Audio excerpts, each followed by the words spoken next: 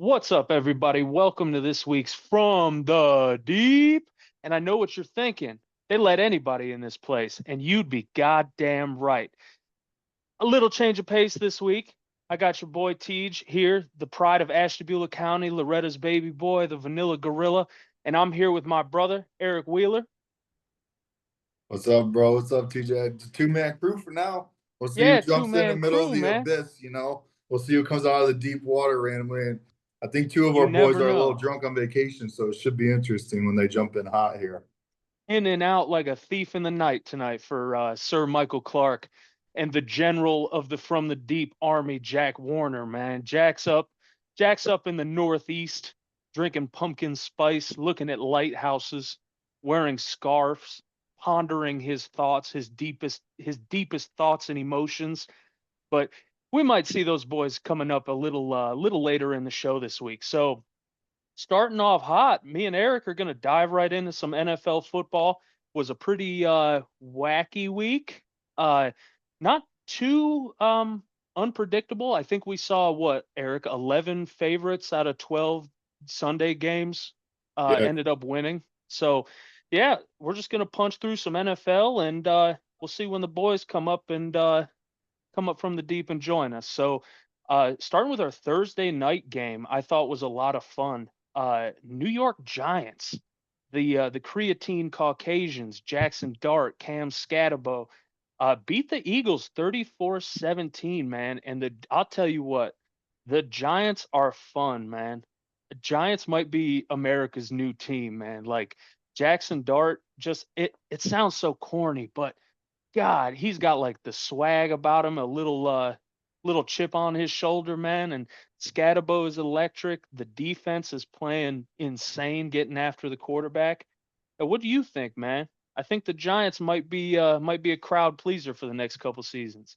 I want to see how long these boys play because Scattaboo, we've called him CTE like senior since he came to the league. We all knew we were getting like that video of him in college where he's just holding his face mask and just hitting his head on the wall, and his teammates are just walking by being like, "Yeah, that's Scat." It's like, dude, and then Dart's so fun. I mean, he did have a good game. That was his best NFL game, I think, by a pretty large margin so far because I've watched him tightly. Luckily, in all three games he's played so far, and like the first game was fine. He really only was successful running the ball. Second game was against the Saints, and he had the two picks, but I think he had two touchdowns too, to be fair. But this game, he kind of put it together for the first time. You could see 7.8 yards per attempt ain't bad, especially in the NFL. It's not like it's a college game. 17 for 25, 195.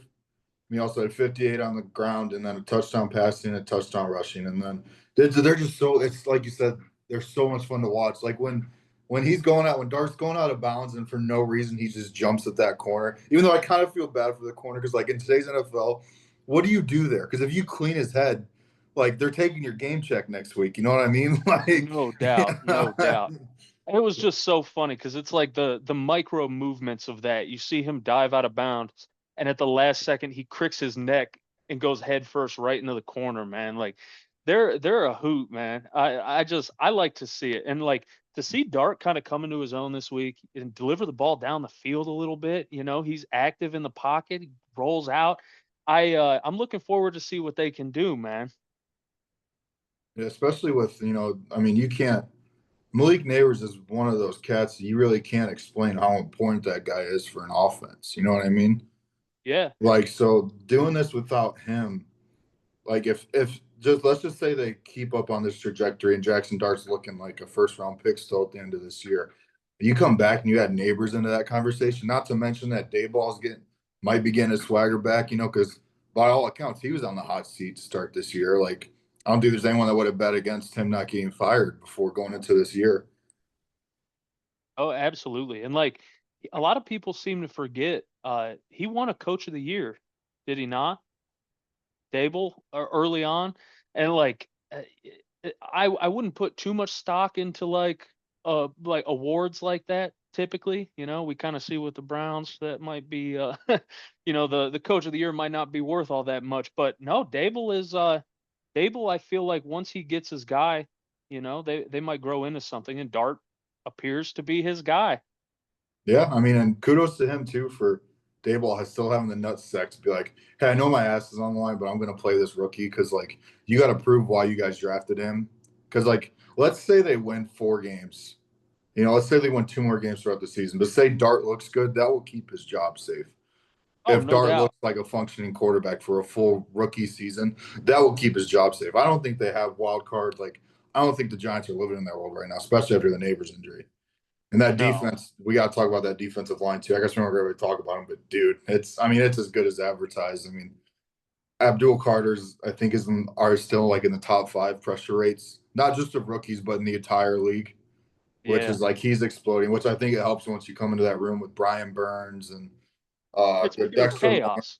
Yeah, no, it's It's just chaos. who do you You pick on? can Who do you double team? Like you can line, all of those players, Dex, uh, Brian Branch, or not Brian Branch, Brian Burns, Brian Burns. uh, Yep.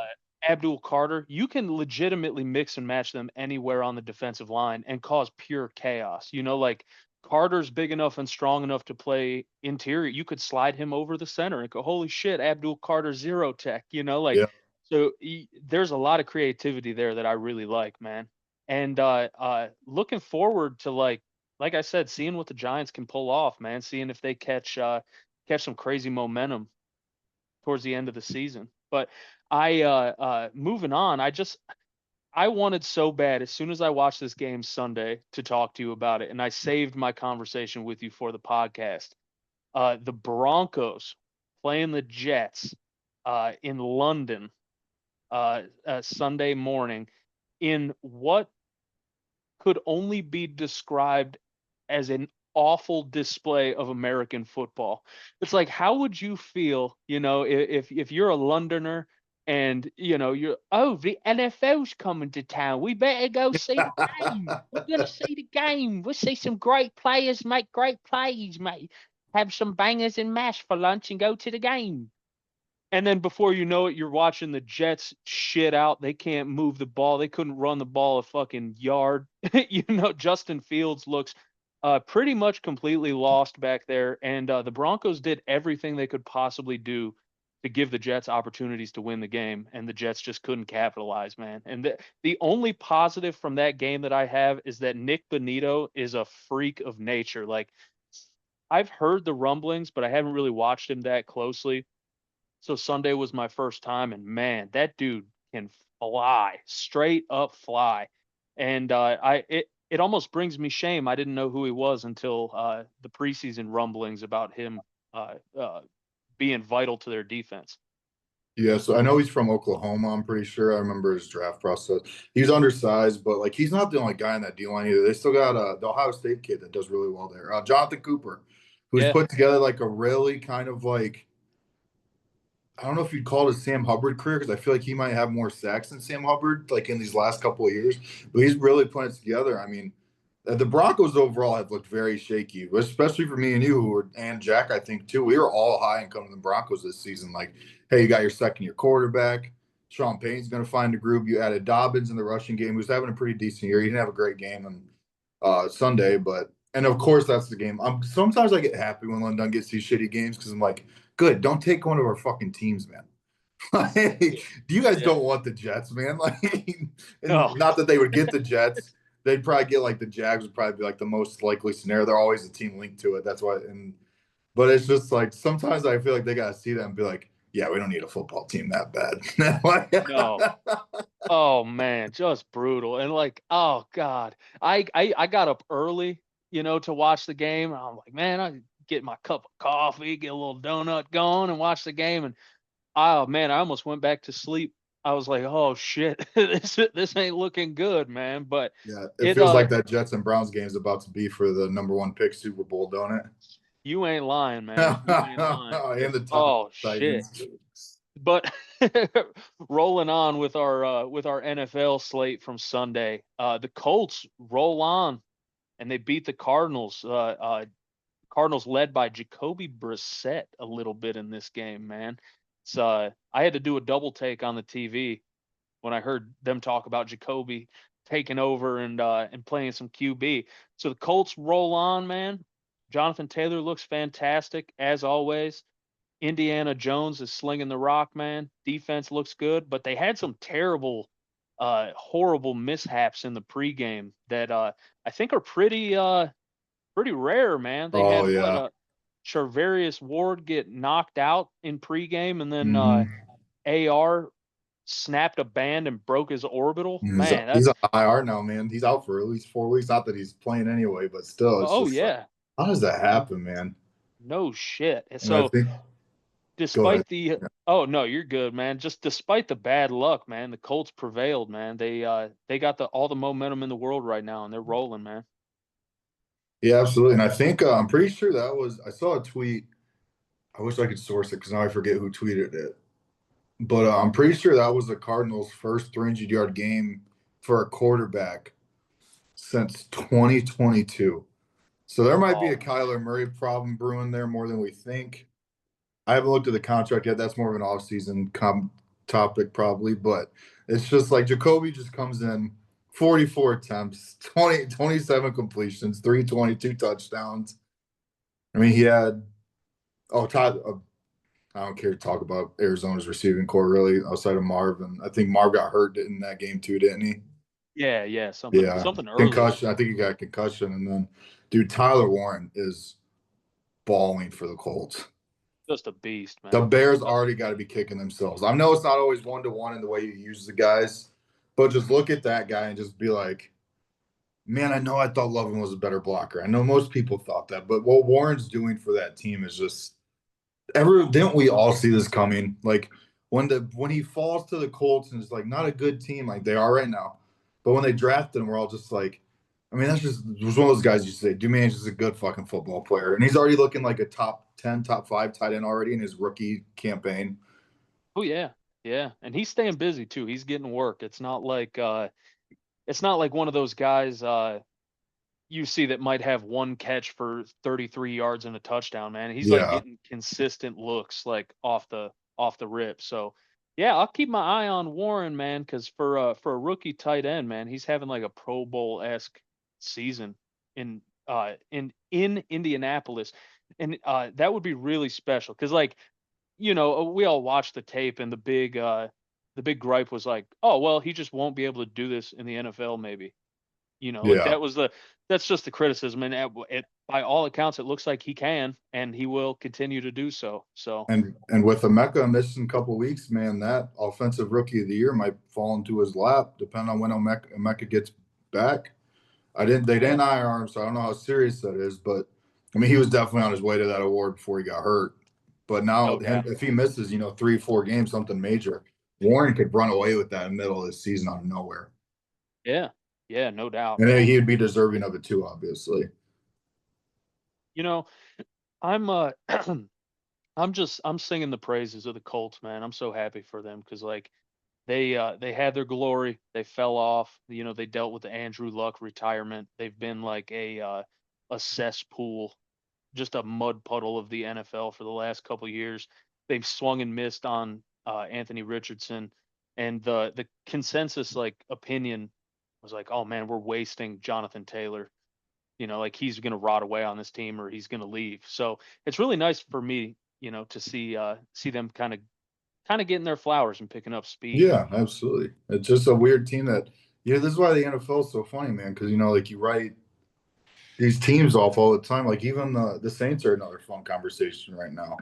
Dude, is Rattler Yeah, their QB of the future? He kind of looks like he is. Like if I was a Saints fan, I'd be banging the table, be like, if that guy was in the Browns right now, I'd be like, hey, we could build around. This isn't nothing, you know? Like, yeah. I'm not saying he's top 10 quarterback, but like, hey, if we can see this dude can sling it a little bit. Like this isn't nothing. Like we could push this off for another year and just try to surround this guy with talent and really see what we have.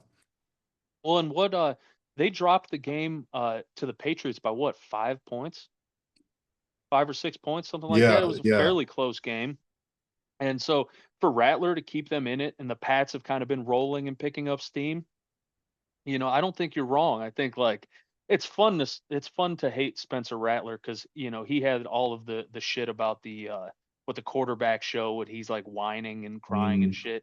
So like it's kind of funny to pile on, but man, hey, he's got arm strength, for being a smaller quarterback. He can really deliver the ball. So I'd be interested to see what the Saints do, especially with like some small rumblings about Kamara, some trade deadline rumblings. Maybe Dude, Kamara goes. the Chiefs would be stupid not to make that trade. I think it's the Chiefs. I'd circle the Chiefs for Brees Hall, and I circle them for Kamara because I think they're going to get one of them. And I think the Well, Saints and Jets are both going to be sellers at the deadline. And I just, dude, at this imagine point, adding Kamara to that team. Like, oh my god, because I think Kamara's got some run left. I think he's just on a really bad team with a bad offensive line that he can't get going. It's like the way the Saints would use him. Like, imagine him in like December playing football for the Chiefs. It just make the most sense ever. And then he'll have yeah, his like one season. He'll sign somewhere on like a bullshit half-ass contract, and then he'll just flare, just glide right, off. right off into the sunset, man. Yeah. Call it a day, man. Speaking of running backs, the Carolina Panthers ran it down the Cowboys' throat, Jerry Jones. It's the only upset of the Sunday slate. Panthers take the dub 30-27 over the Cowboys. And for a team that was seemingly so concerned about stopping the run that they traded, arguably a top two edge player in the NFL for a defensive tackle, help solidify the run defense. Man, did that shit fly right out the window when Rico Dowdle came through swinging, man. I couldn't believe that. I saw the stat line after the game. I was like, holy shit. And my good buddy Jack Fry, shout out Jack Fry, is a Panthers fan, and he was jumping up and down, man, because Panthers have been struggling a little bit this year. Bryce hasn't looked great, but Rico Dowdle's been fantastic, and Tet McMillan had a drop or a couple drops on Sunday, but has been playing really well otherwise. No, absolutely. And Dowd, I mean, let's call it out too. Dowd's little get back game. I don't know if he has anything against the Cowboys because I think he spent his whole rookie contract there. I'm pretty sure.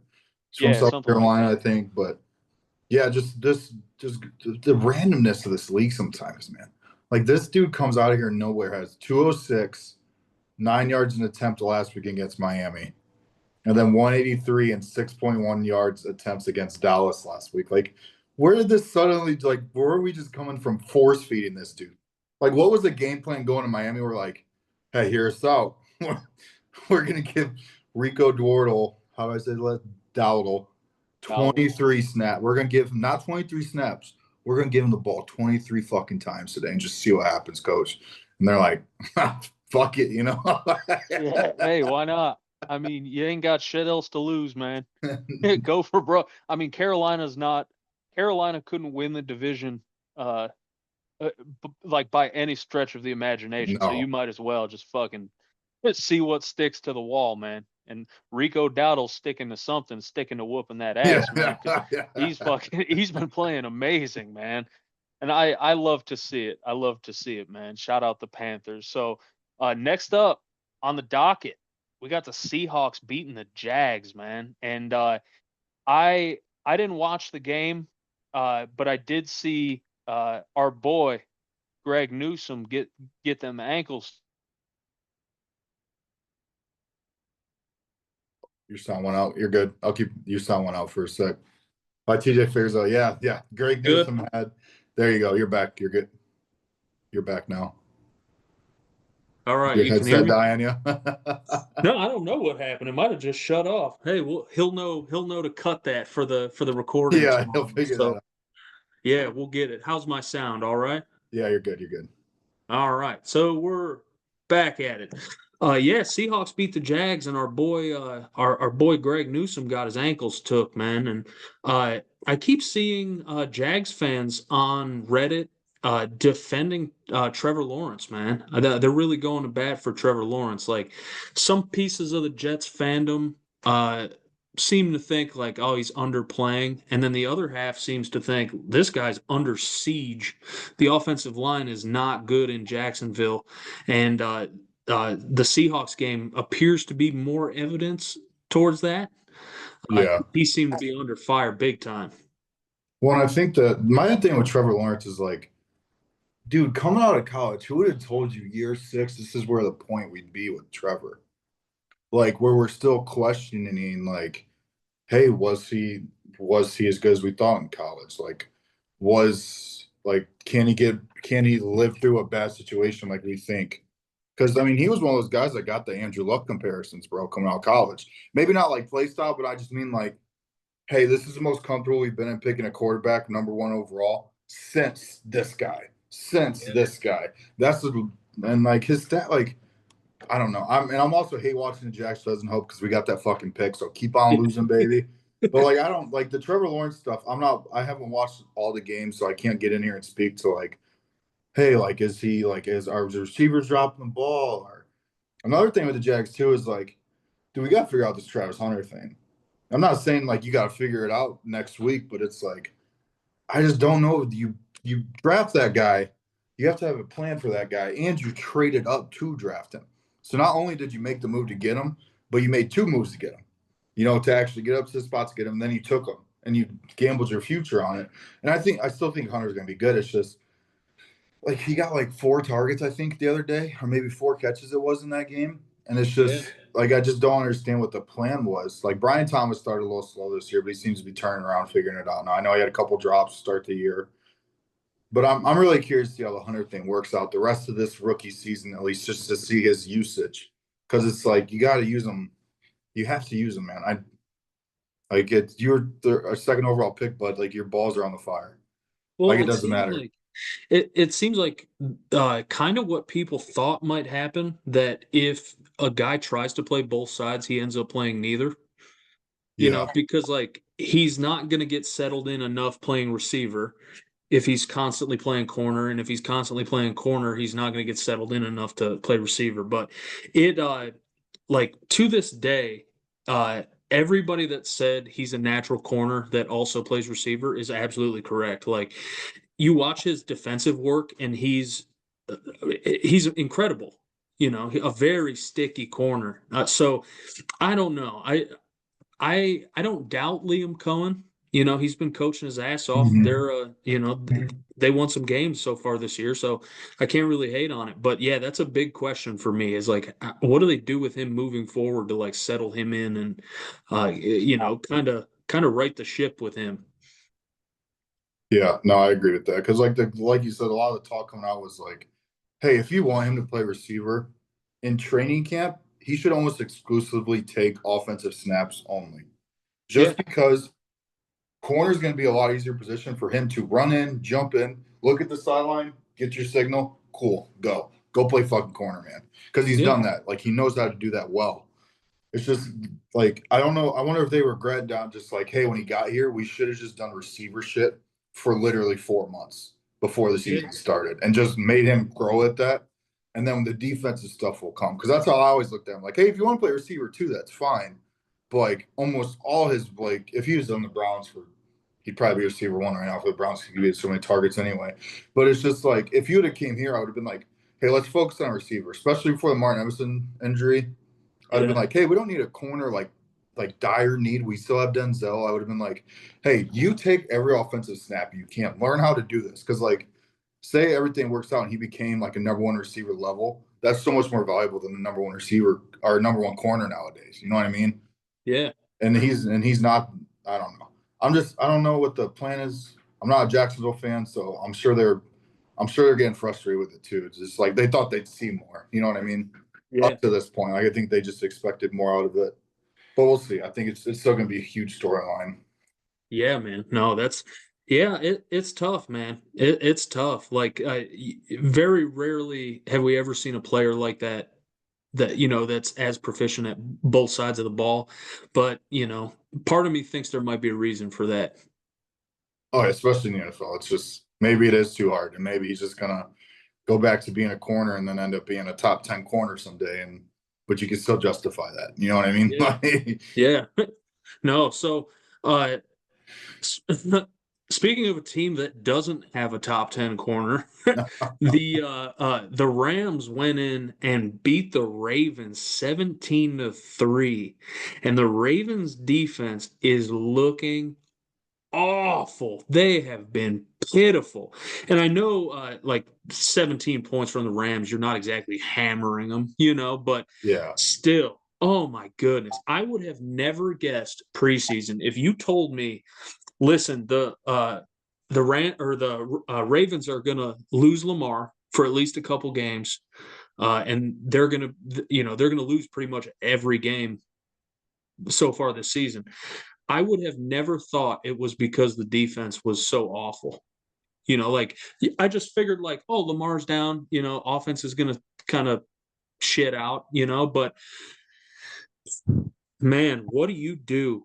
What do you do if you're on the Ravens team or in the Ravens coaching room? And how do you fix that? Because man, it looks bad for them right now. Yeah, I don't think anyone's gonna like put too much into it because like they don't have Lamar, who's obviously, if he's not 2 or 3, is number 1 in the NFL. Like I'm just saying, he's in the top 3. I don't think you can argue it. Whatever your list is, maybe he's top 4. It doesn't matter. He's generational. But I also think the Ravens have been such a well-run organization. Like we've talked to this at length before because it almost annoys us as Browns fans how well that organization runs. They almost seem like a guy like if the Chiefs lost Mahomes for 5 games, I still think they'd find a way to win 2 or 3 of them without Mahomes playing because that's just how they're built. That's how that coaching staff is built. And I would put the Ravens in that same category. And Cooper Rush they put in Tyler Huntley, so obviously he was struggling. Yeah, I mean, I don't know what the big takeaway from this game really is.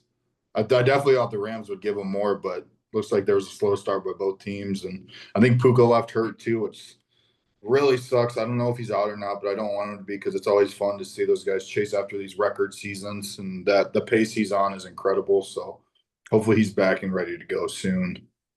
Yeah. Yeah, man. I don't know, man. The Ravens are in hell right now. And as a Browns fan, it's kind of nice seeing the Ravens drop games.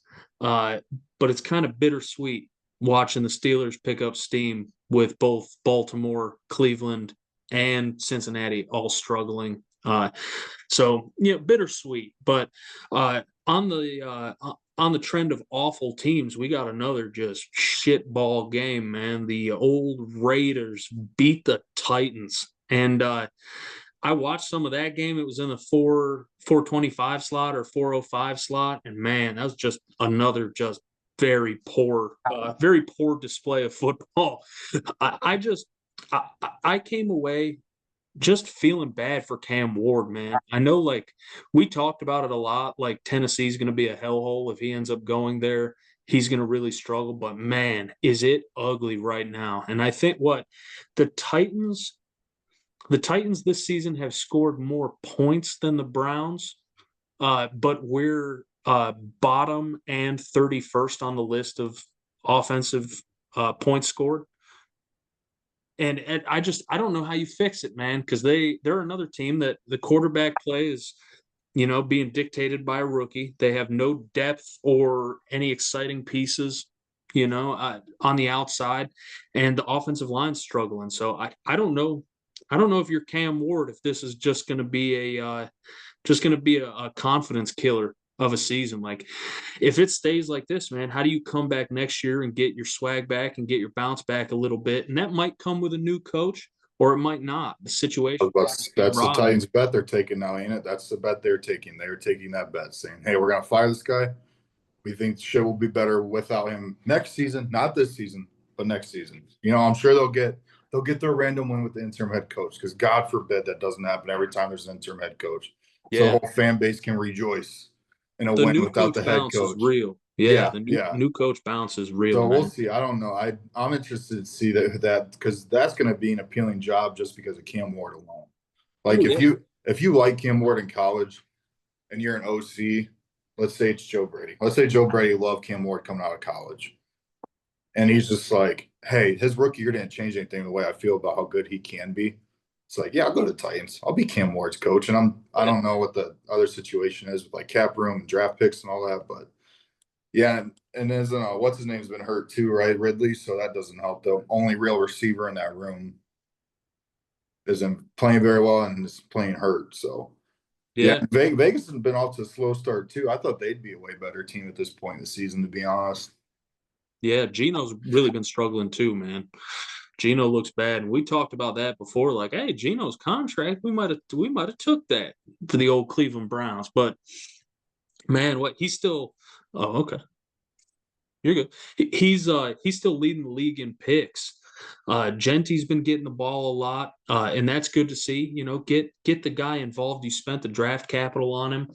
But man, if you're the Raiders, what do you do, man? You're tied to Geno for what? At least another season, season or two. You know, offensive line struggling, defense doesn't look great. Another team with no real talent at receiver.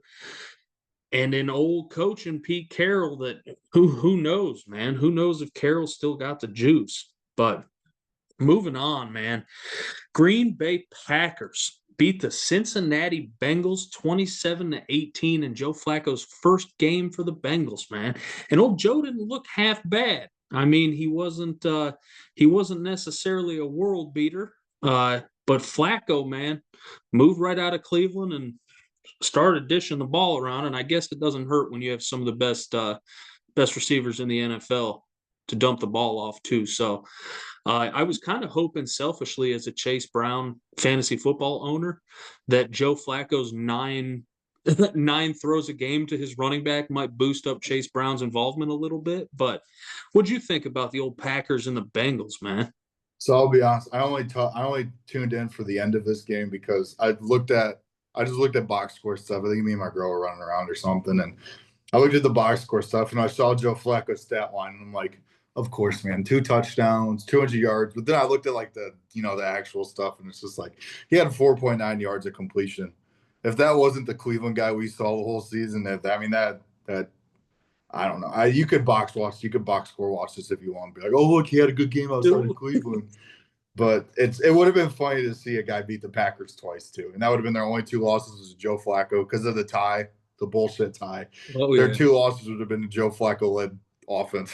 That's ridiculous, dude. Old Joe, man, still doing the damn thing. I can't believe you. Got to think this is it, right? This is it for Joe. Yeah, I mean, his farewell tour. I feel like he came home to after Cleveland. He found out Cleveland was trading him. His wife's probably just like, "Are you sure you want to do this shit? Like, we're gonna move again." Yeah, I don't know where their home base is, but she's like, "We could just go back with the kids. Like, you've made enough money. Yeah, I'm sure someone will give Flacco a TV job or something because I feel like he'd be good at that shit, honestly." Yeah, and she's probably just like, "Are you sure about this?" He's like, "I'm telling you, like, I feel it. I got this itch. You know, I gotta get this itch off me. I gotta get this stink off me. You know." He got some throws left in the old shoulder, man. He's gonna be the coldest. I don't think he fucking does after watching him for 5 weeks, but maybe he does. If you prove me wrong, Joe, he needs to get a root for it, really. Man, his old rotator cuff probably sounds like forks in a dryer, you know, like while he's trying to deliver the ball. Sounds like your brakes bad when you're braking on the highway. There's some miles on that thing, man. Oh, damn. Because you could tell you remember back in the day, old Joe could throw that thing over the mountains like Uncle Rico, man. Like 2 years ago in Cleveland, he could. Yeah, Joe had the cannon, man, but something went south.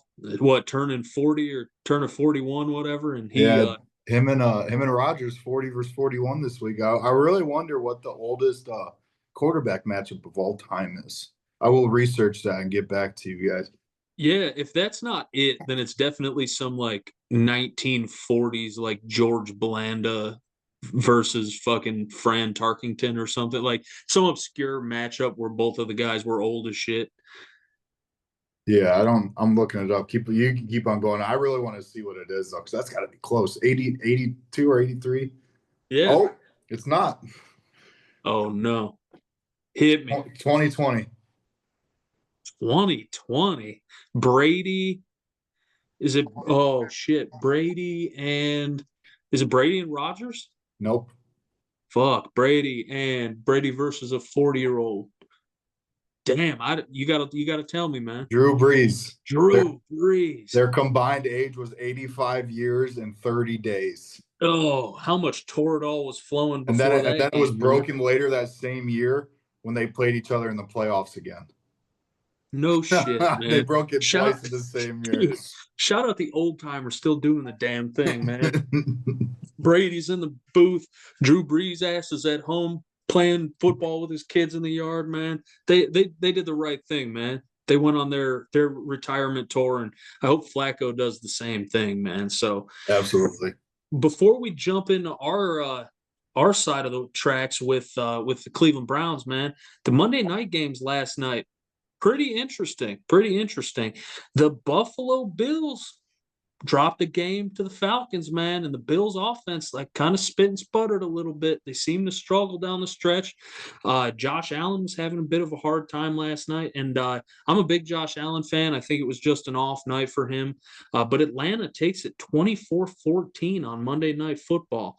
And the Bears, led by Caleb Williams, went on to beat Washington on a Jake Moody last second field goal, 25-14, man. What do you think, Eric? You think the Bears are kind of coming into it now, or you think Washington just had a bad game? Yeah, I don't know if the Bears would make the playoffs, but Williams continues to look comfortable. And like I've made my opinion on Caleb Williams pretty straightforward in this game, like in this pod, like how I feel like I liked him. I think he's got the talent. And him and Ben Johnson, I thought was just going to be so much fun.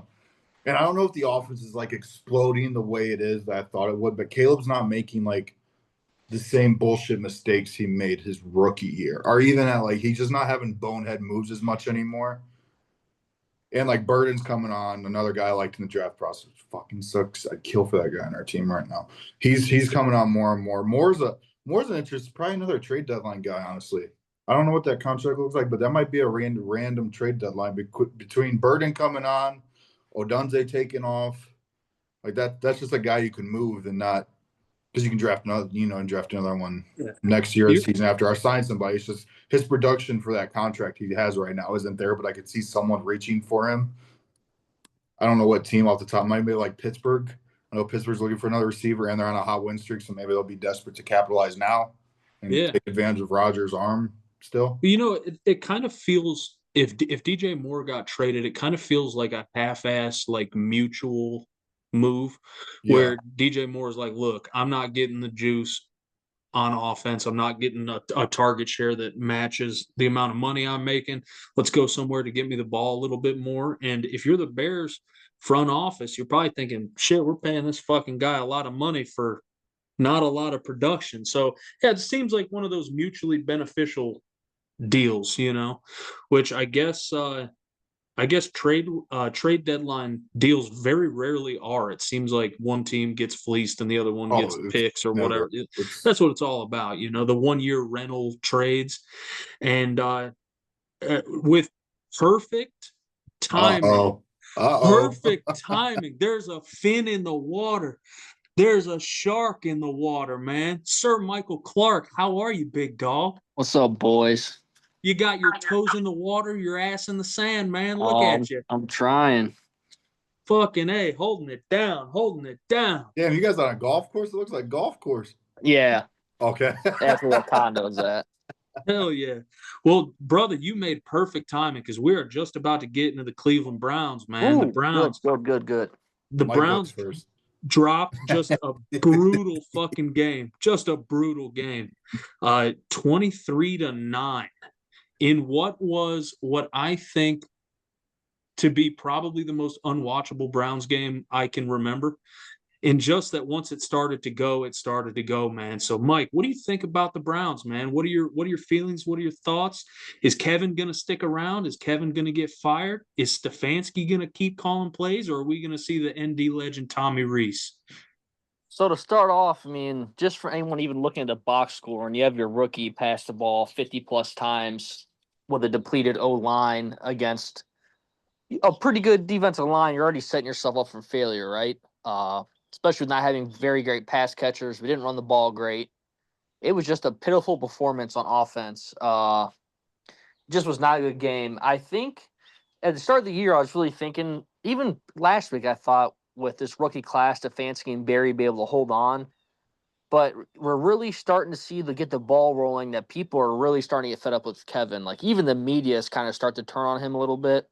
Like I've been seeing stuff from around Cleveland.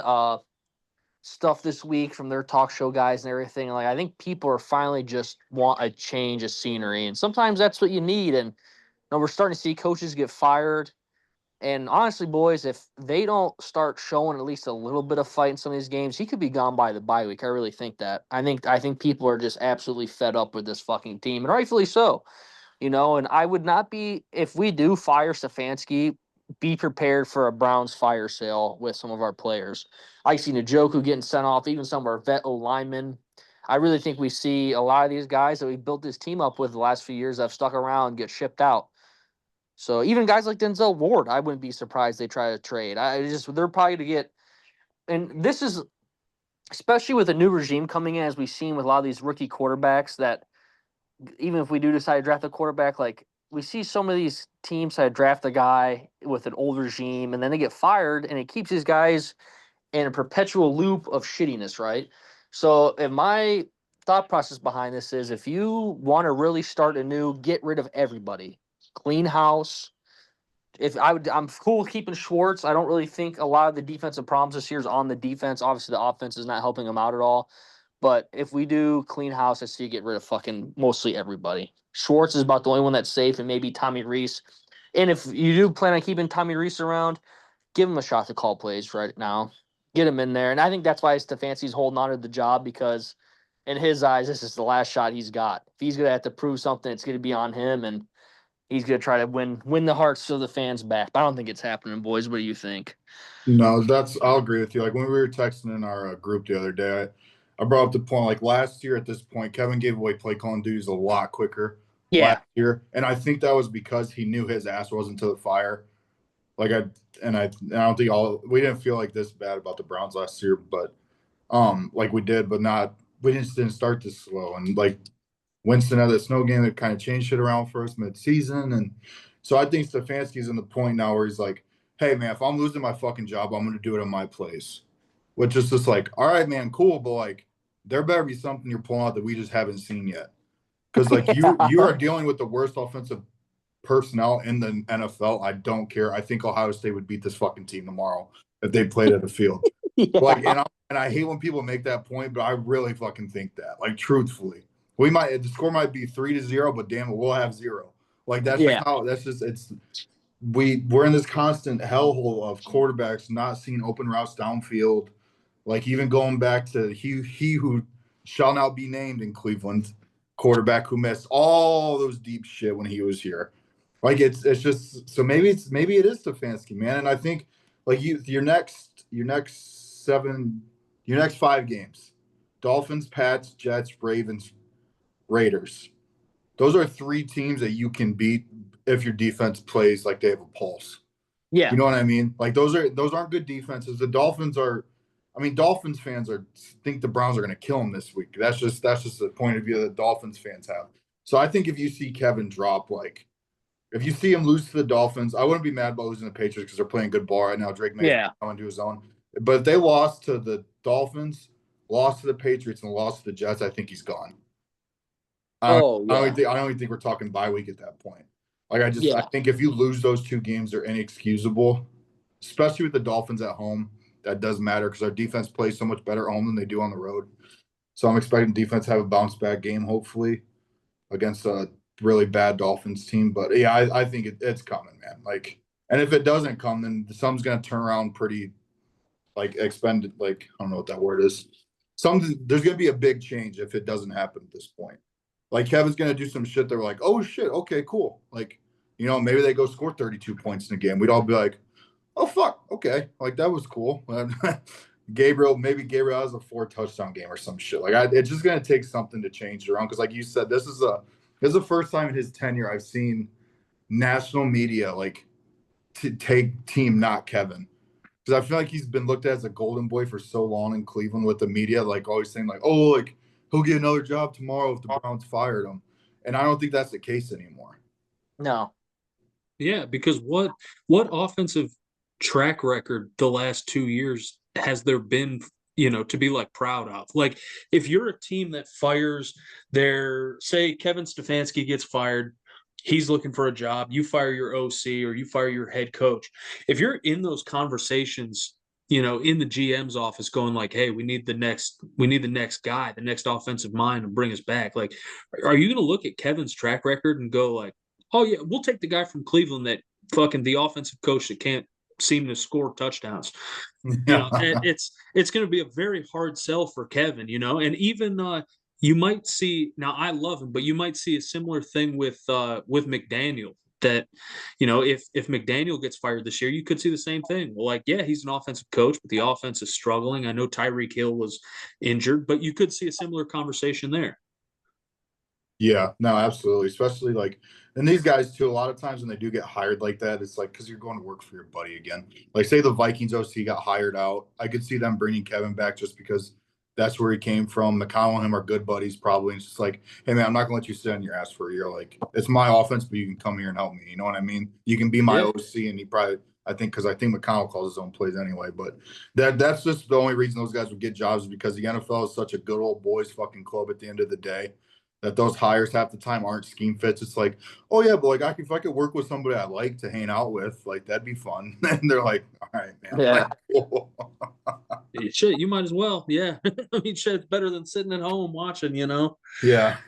But moving on, man, I'm gonna fill in for the absence of Coach Keegan and talk about the Lions, man. It's probably better he's not here to talk about the Lions, because if you're a Lions fan, that's a struggling game, or that's a really hard game to watch, man. Like, Lions kind of struggled. Jared Goff caught a kind of touchdown that got called back. Yeah. What do you Weird guys? rule. Yeah, That's what a you guys very think about obscure that? rule. So what my understanding is that there's some old rule saying the quarterback can't motion from under center, right? That's why that was called back.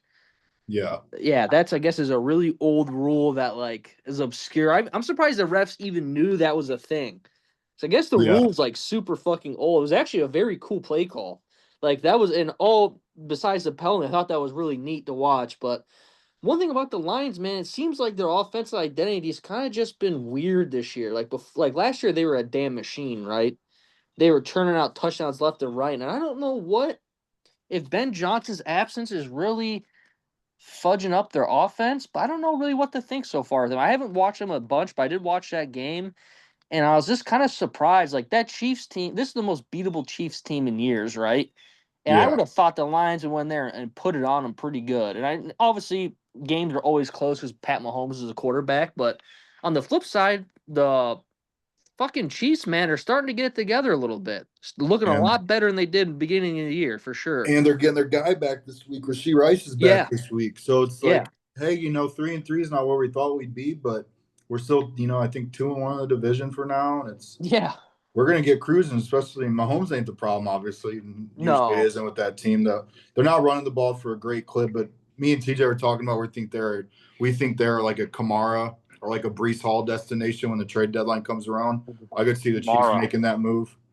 Man, if I but were yeah, then, I'm giving up some picks for that's very two good backs. I think that can make a difference there. Brees Hall, I think, would be phenomenal there. They need a guy. I think if they were able to make a move for running back and getting Rice back, their offense is going to open right up. Yep. Well, and it's a weird situation too, because you said what, they're 3-3, Yeah. and they might be. Are they like the Vegas favorites for the AFC? Like, the AFC is wide open right now. So Mhm. much You fun. could see. So much fun.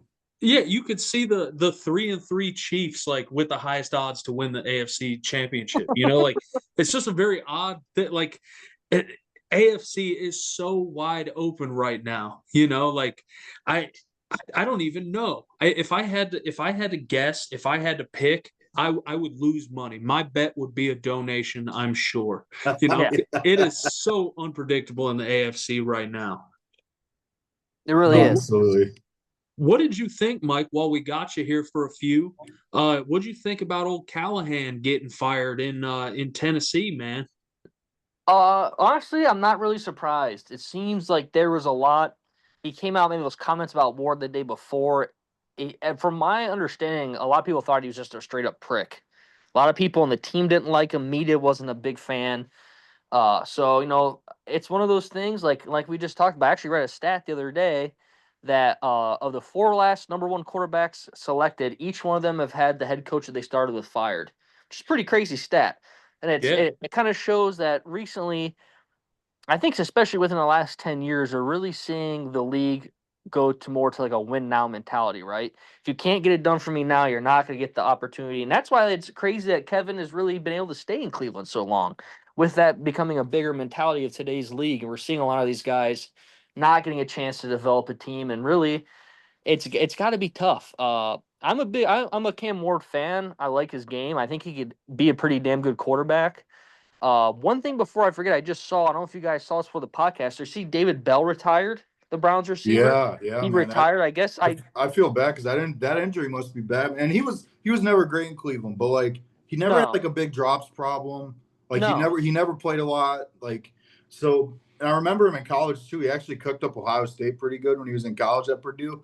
Yeah, that was a really random. I'm glad you brought that up because this is really random. And honestly, I hope he's good. Like whatever it is, man, I hope it's not that serious. He said that it was something with a dislocated hip, and he said that he was actually at risk of losing his leg if he continued Holy playing. shit! So it Wow. must have been a pretty fucking serious thing if you're risking your leg cut off. So, man, shout out to him. I hope he gets healthy. That's got to be, that's the side of the NFL. Everyone talks about all these stars and stuff. But you imagine how mentally difficult it's got to be to get to that place where you've worked your whole life for and to have an injury like that really kind of just never lets you get an opportunity to really shine. Like, that's got to be fucking tough, man. I really feel for guys like that. And how do you move past that, right? How do you go Yeah. from all that shit, always being the man, to get to the league and maybe not have the career you have, and then you get hurt on top of it and really never get a chance to produce? It's got to be very tough to move on.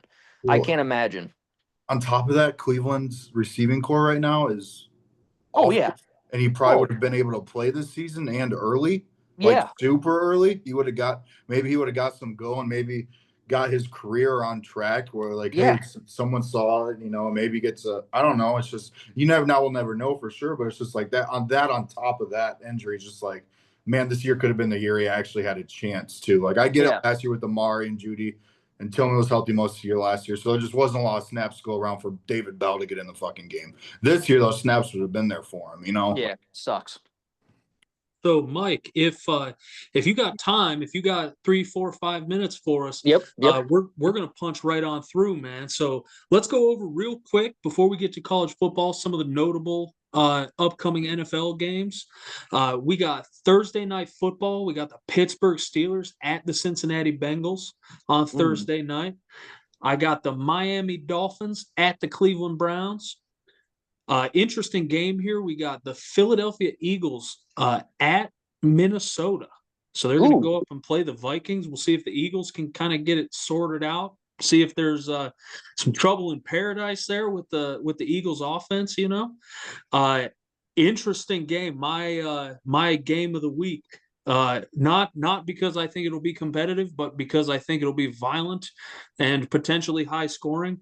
The New England Patriots at the Tennessee Titans. The first time Mike Vrabel's been back to the Titans since they gave him the boot, man. So we're gonna see if Vrabel's got a chip on his shoulder and see if he holds a grudge or not. I heard somebody say that they fired him this week on purpose so the Titans get the interim head coach boost to try to beat Vrabel this week. Hell yeah. Dude, I would doubt it, man. I wouldn't doubt it. And the Patriots have been rolling, man, so we'll see what the old final score might be in that game. But speaking of teams that have been rolling, man, we got the Indianapolis Colts going and playing the Chargers in LA. So that might be a little bit of a banger, a little bit of a test, for the Colts. See if old Indiana Jones can go to LA and get a big win. For Sunday night football, prime time. Shout out our boy Jack, man. We got the Falcons going to San Fran and playing the 49ers. So that's an interesting matchup. We'll wait and see if maybe Jack pokes around here to go over some 49ers ball. But that's an interesting matchup. And then we got another double primetime game on Monday night. We got Tampa Bay at Detroit, which I love. That's going to be a fantastic game. And then a very interesting sleeper game in Houston at Seattle. So we got some interesting stuff coming up in the NFL here. And look at that. Look what the cat Right on dragged in. cue, baby. It's Coach Keegan Lowe. You're just in time, brother. We just went over some NFL, and I talked a little bit about the Lions, but dude, you made perfect time. What do you have to say for your beloved Detroit Lions after struggling last night against the Chiefs, or Sunday night against the Chiefs? You boys had my fucking ears ringing. Let me tell you that, dude. I heard the bullshit from miles away. No, no, but man, freaking, that was a tough one. Freaking, I mean, I'm not too mad because it is the Chiefs. They're starting to kind of click again. They're coming back a little bit, but man, that one hurts and it feels like it slipped away from us a little bit right there, man. I mean, few things happen with some calls that go the other way, like they count Jared Goff's touchdown instead of it turning into 3 points right there. I think that starts to be a different game, especially wasting 15 minutes off the freaking clock like that. That was so badass to see. But we played a great first half, just struggled in the second half, man, and couldn't put it together. And I mean, you can't rely on the calls. I know a lot of Lions fans are bitching about that. I mean, you're in Arrowhead. You know it's going to fucking happen. You just got to kind of roll with it, man. You know it's going to fucking happen. You're not going to get any calls, and it's going to be rough. So you got to capitalize on shit. You got to freaking I'll be honest, as a fan, a little bit complaint-wise, I'd like to see us get more fucking turnovers on defense. Like, we got to capitalize. Like, Hutch in the game, he did swat the ball down, and we had, like, a fumble right there, but Patrick Mahomes landed back on it, and we couldn't capitalize on turnovers. I really like to see our defense get more turnovers.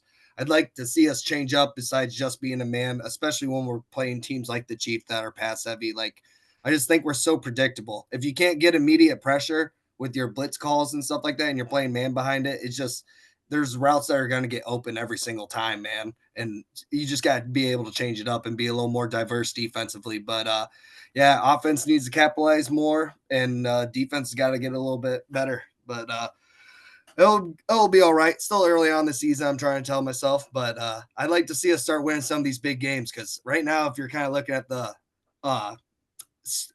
schedule right now, some of the wins that we've seen and looking at the teams, like they're kind of poorly teams and stuff like that. Besides like Chicago, who's starting to kind of turn around right now.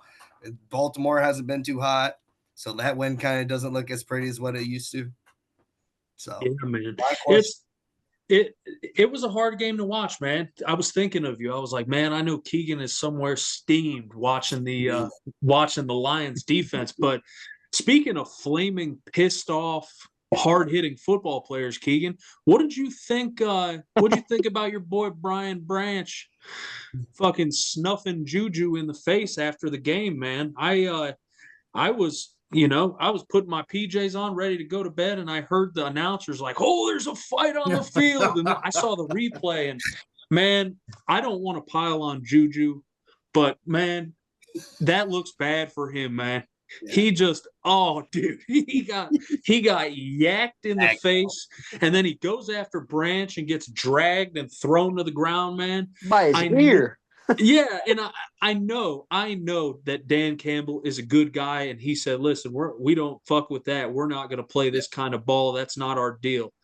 But what did you think, Keegan, seeing the Lions take the L and then show a little fire after the game?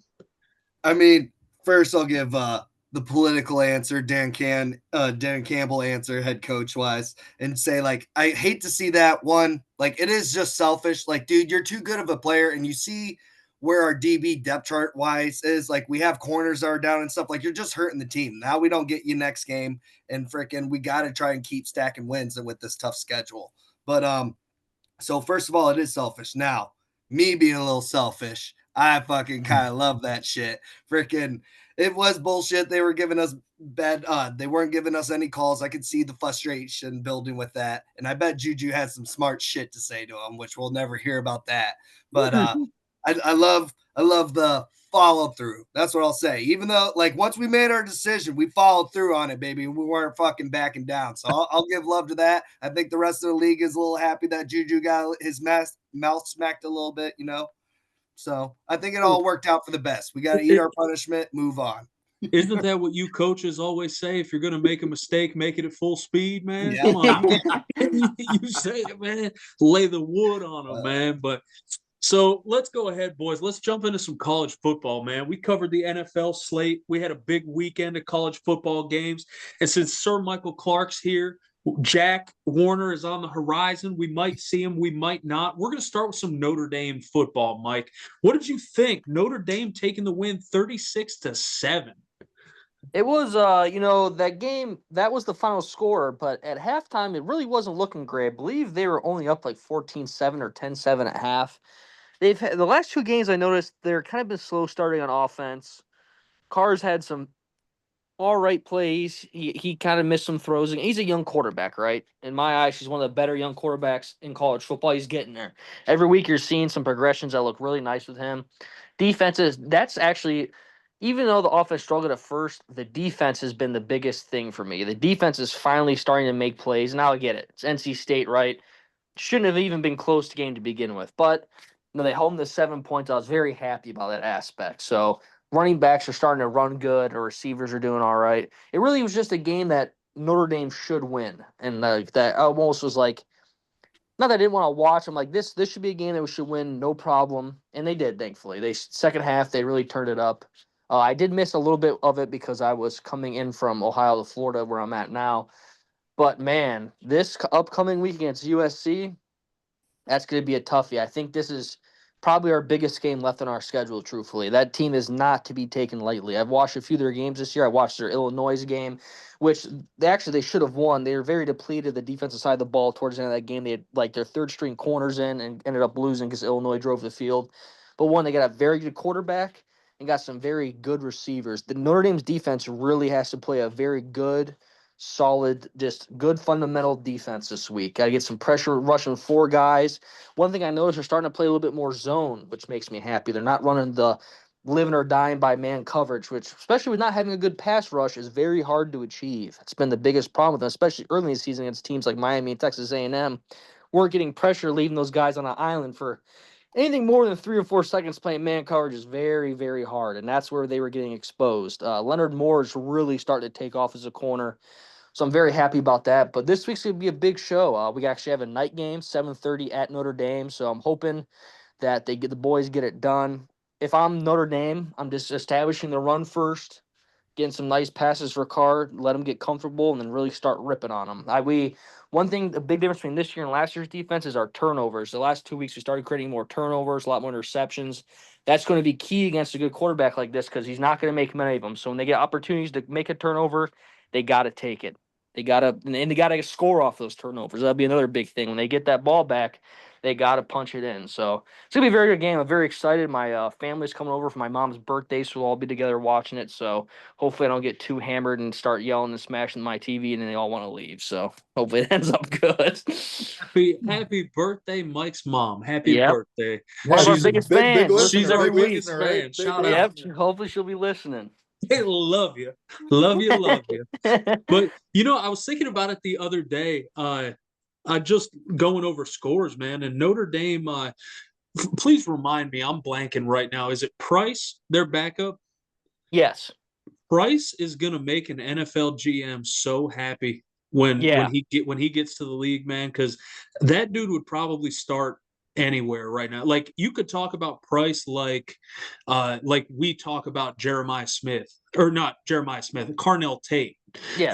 Where like if Carnell Tate played for Tennessee, he would get all the love in the world, as like a top draft prospect. And if Price played anywhere else, not behind Jeremiah Love, he probably gets an incredible amount of love that he probably deserves, man. He's a dog. And like, if you're an NFL GM and you're like, hey, let this Price kid return kicks, man, give him 12 carries a game. Yeah. You're going to make a lot of money on that dude, Just use man. them. Get them on the field, no matter what. Just get them on the field. Yeah, similar to what I thought they'd do with Travion, man. I thought Travion would be used the same way up in New England. He still might be, but yeah, get him in the return game, get him 10, 12 carries a game, get him in the pass game out of the backfield. I just he's probably my favorite player of the Fighting Irish right now, man. I like that dude a lot. If he was drafted by someone like Kansas City who has a dire need at running back, he would be an absolute fucking weapon. For a team that needs a guy that needs a fucking run game, he would be phenomenal for a team like that. Absolutely. Absolutely, man. So shout out to Notre Dame Fighting Irish, man. They got a big one this week. Mayava, he's cool, calm, collected. He's got Mhm. great touch.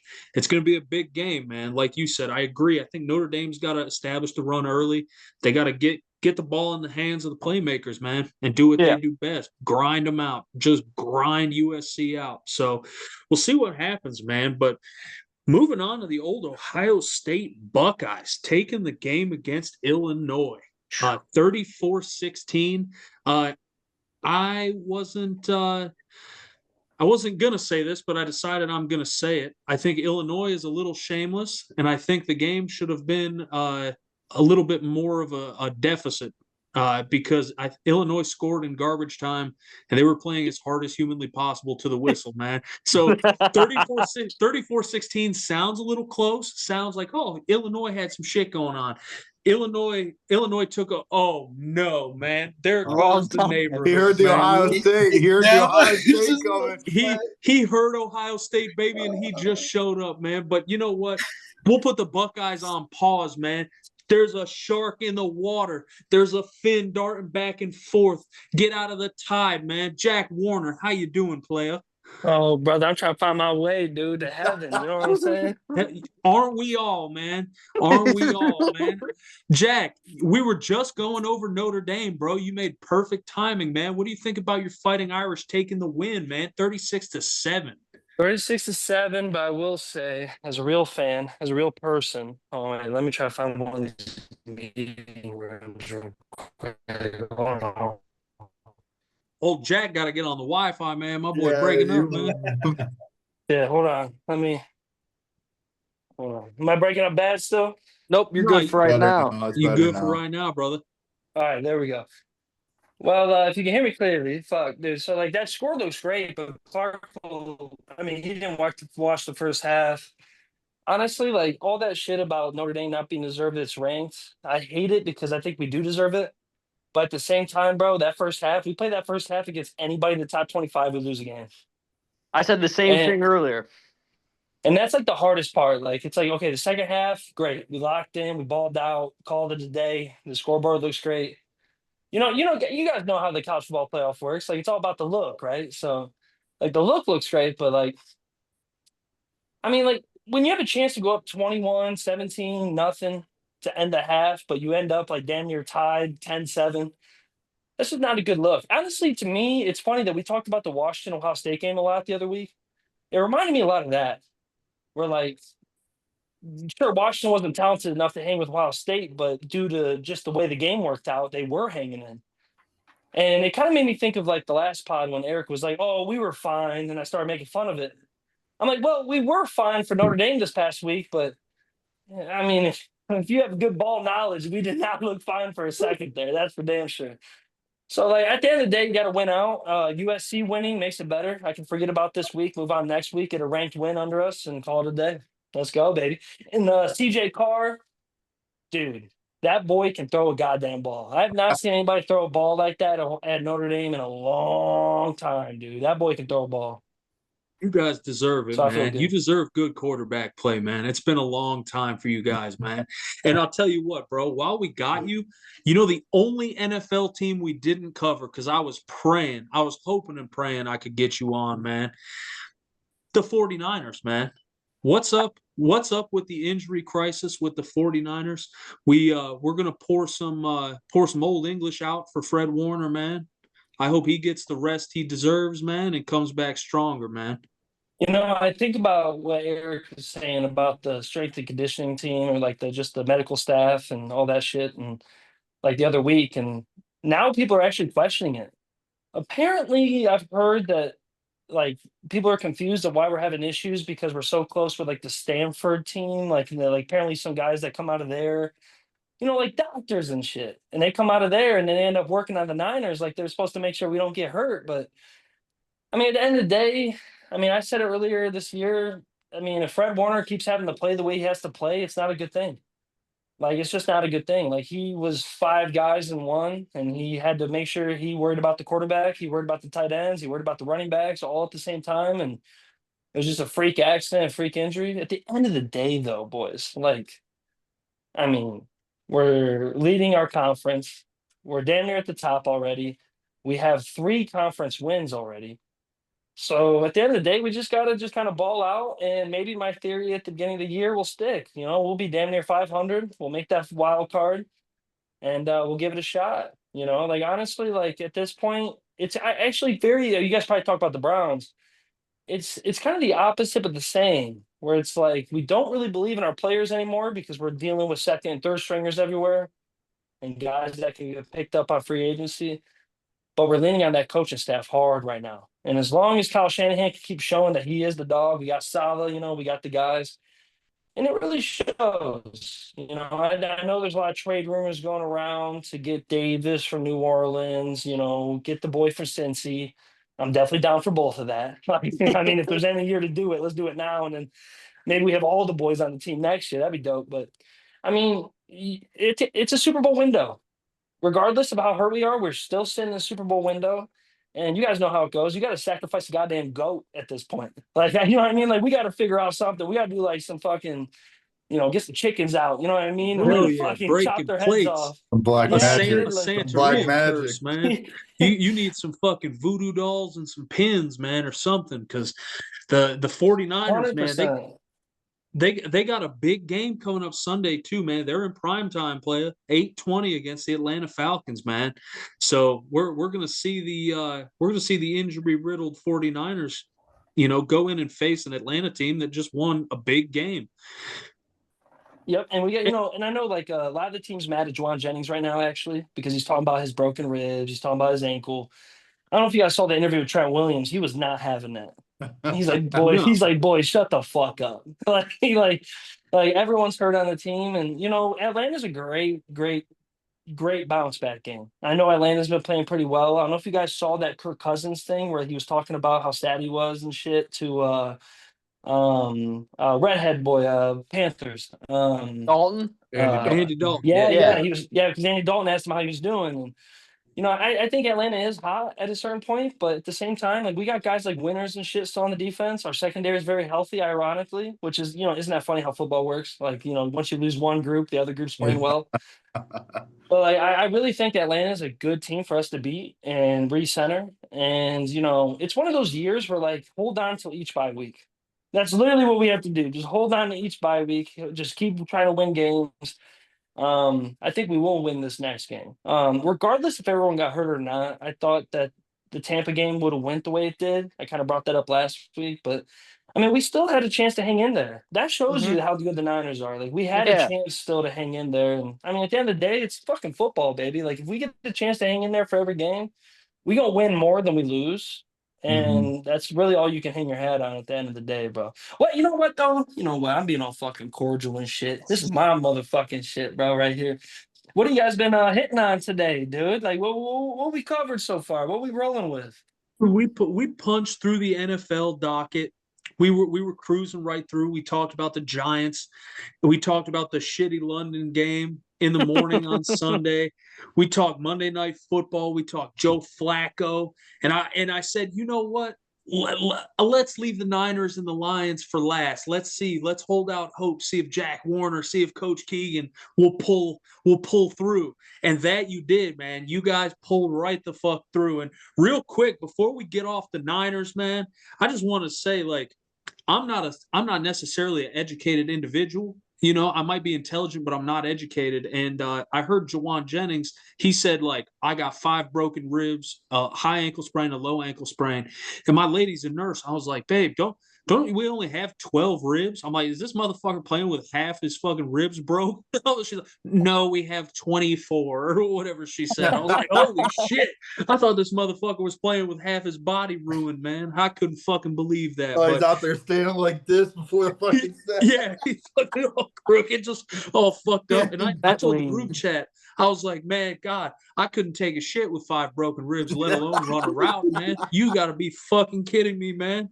Bruh. Holy shit. Bro, I couldn't even play with my pudding the right way if I had 5 broken ribs. You know what I'm saying? I'm telling you. But at the end of the day, like, this is like, this is what I love that people like Clark love the Giants now and stuff with Scatterboo. But when you got dogs, like the Niners are known for having dogs, right? So when you got dogs, dude, the guys get hurt.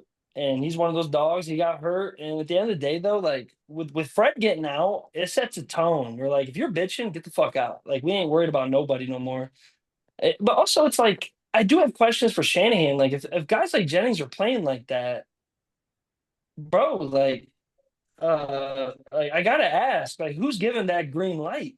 Yeah. You know what I'm saying? No shit. like Yeah. Like I get if the trainers are like, oh, you know how it goes, like, oh, he could play. Shanahan probably goes, oh, he could play. Cool, bet I got him in the depth chart. Like, don't even ask nothing. It's like, bro, like sooner or later you gotta look out for your guys. But it's the NFL. You only get so many people on the roster, and it is what it is. But I also feel pretty good sitting around that. I know Keegan had a tough. I mean, dude, Keegan, I want to ask you real quick. The way Pat Mahomes looked at Dan Campbell, Dude. That was wild. There's parts of me though that thinks like I couldn't help but get mad for Dan Campbell. I'm like, you know what, Pat, dude, you want to look at somebody like that, bro? Take your helmet off and look him in the eyes, you little fucking motherfucker. Like I was pissed off, dude. I was like, dude, come on now. And then you know what? People giving Branch a hard time. Branch has done something that I think all of us wish we could. You know what I'm saying? Like you walk down that motherfucker after a knee and you slap him in the face, dude. I love that shit. And Juju can't fight. Let's just say that. I don't know if you guys covered that section, but Juju can't fight with the Yeah. man. We You know, sure at the end- did, man. But you know what though? Like when you're talking about like the Niners and stuff, like I'm pretty happy because everyone knows you've been on social. It's like nobody knows who's good or bad right now. Everyone's losing and everyone's winning. Yeah. So at the end of the day, it's like, all right, let's see who can be healthy by the end of it all. And obviously the Niners aren't. So I mean, we got nothing but house money at this point.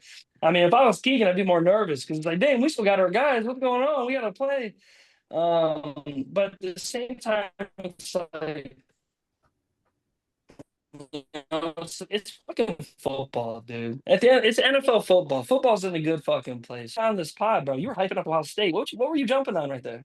We No, were so hyping up. We were just about to start talking about them, Yeah, period. so And that's right when you joined. Oh, we yeah, of moved- course, of course. Yeah. We moved right into Ohio State. I said, oh, let's wait for Jack. Let's see if Jack pulls through. And I said, oh, the Buckeyes, they beat Illinois 34-16. Illinois scored a garbage time touchdown. Like we really shut their shit down. And then you popped up. And Eric was like, oh, it's because you said fucking Buckeyes, dude. Like, oh, I heard you say Buckeyes. So, yeah, no, we had a good performance, man. That's what I expect from the Buckeyes. Illinois looked just a little bit out of their depth, man. And I know they've had a lot of injuries, especially with the running backs Illinois has. But the Buckeyes go back to Columbus with the Illy Buck, man. Eric, what'd you think about the Buckeyes, man? First off, Caden Fagin or whatever that running back's name was is the biggest running back I think I've seen in my fucking life. Did you see how big that dude was? Unit. I Just think a he was like unit. 6'4", like 255 on the TV, bro. And he was running for like 6 yards a clip against us to start the game. I don't like you said they scored a garbage time, so I think it kind of like when you guys were talking about like the Washington game, so like that when a trash time touchdown happens, you always kind of like, well, I'll always tell myself 34-10 to feel better, because the touchdown most of the twos were in on that drive and they gave it up on that little play that little pitch they did was kind of cool. I kind of fucked with that play call. That play was dope. I thought that was cool. But yeah, I mean nothing too crazy to take away from this game. I don't think I'm happy they went in there and won another rowdy fucking stadium, dude. I don't know what's up with these Big Ten teams this year. They're just selling out home crowds every time now, but that stadium was rocking at the beginning of the game again. Not as much as Washington's, but it was fucking rocking, man. Like they were ready. They came out ready to go. Well, Ohio State kind of has that same thing as Notre Dame, right? Where it's that brand. You ever there's seen Super Bowl? There's 10, there's like 10 to 12 brands out there in college football that when they show up to your town, bro, is especially if you have a decent team like Illinois, like no one's saying they're world beaters, but they were ranked, right? Like you can't fucking discredit that. And I mean that was their Super Bowl because honestly, at the end of the day, that was the one circled, right? They didn't think they were going to lose against Indiana like that. So like. I mean, I didn't watch too much of it because once I noticed Ohio State was taking control, I ain't watching that shit, bro. I swear. I knew it. I knew you would, man. I knew you'd shut it off, man.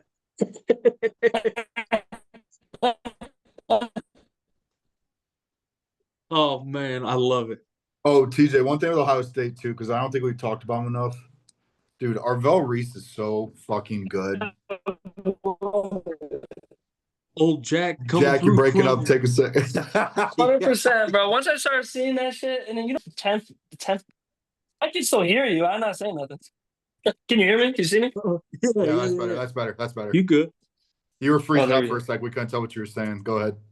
Oh no, you're good. I wasn't saying shit. That's what I was trying to say. Oh,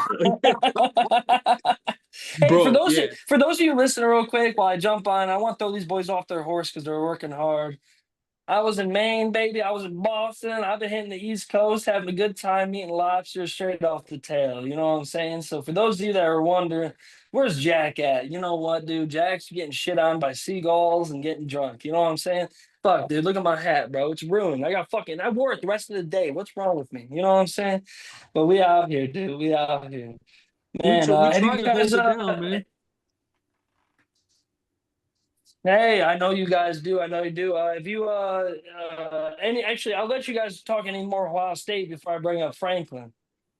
Oh no. So yeah, we're cruising right through, Can you man. hear So me? I don't have much more to say about Ohio State, but that's the fucking storyline of the weekend. There's two really, but the one big off the field storyline, James Franklin, man. What you got for me, brother? I mean, I was saying to someone in the chat, but I'll say it right here for the people. Like, I get it. We all get it.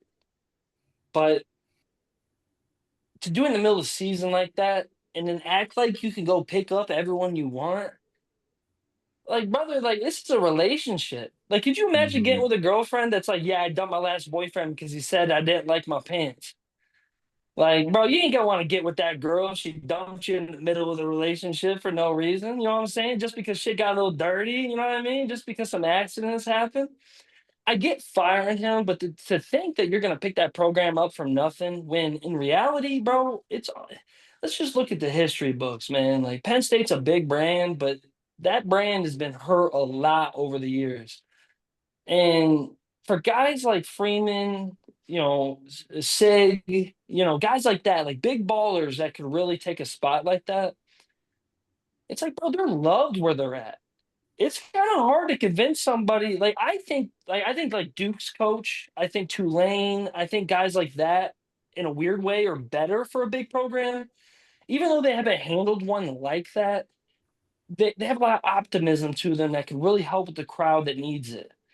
I don't think guys that are truly like Sig and Freeman might get a statue at their stadium if they stay. Like, and that's hard to convince somebody like that. I know money's on the table, of course, but it's like, bro, you play with Ohio State. You play with Michigan, who's obviously, even though they went through some struggles this last week, if Underwood stays, they're on the come up, right? Like they're still sticking around.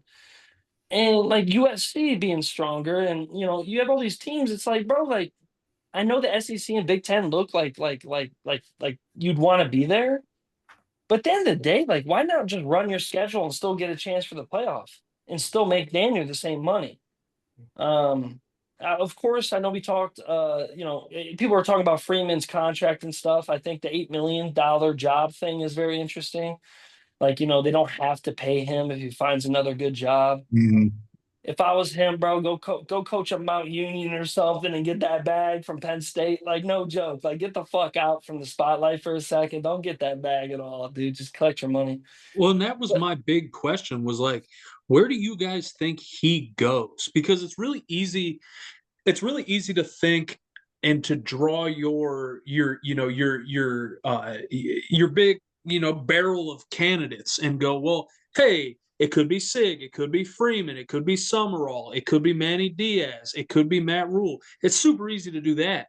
But if you're James Franklin, where do you go? Because look, James Franklin, by all accounts, is a superstar on the recruiting trail. Like whether you like him, hate him, think he's a good coach or a bad coach, he can get players to come to a school where he's the head coach.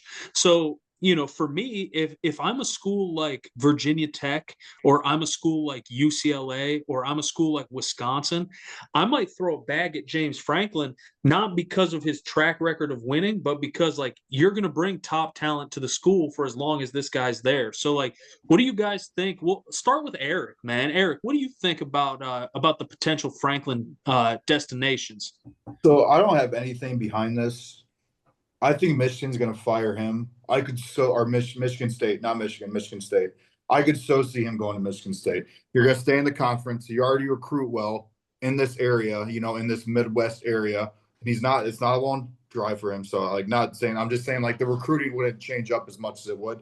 Because you say what you want about Franklin. The only thing you can't call him is a bad recruiter. You know what I mean? The one thing you can't say about him is he'll give you an identity. Wisconsin's another great call, TJ, because he already has that identity of hey, I'll be damned if I don't have the most physical defense, the most physical freak defensive players you've ever seen in your life.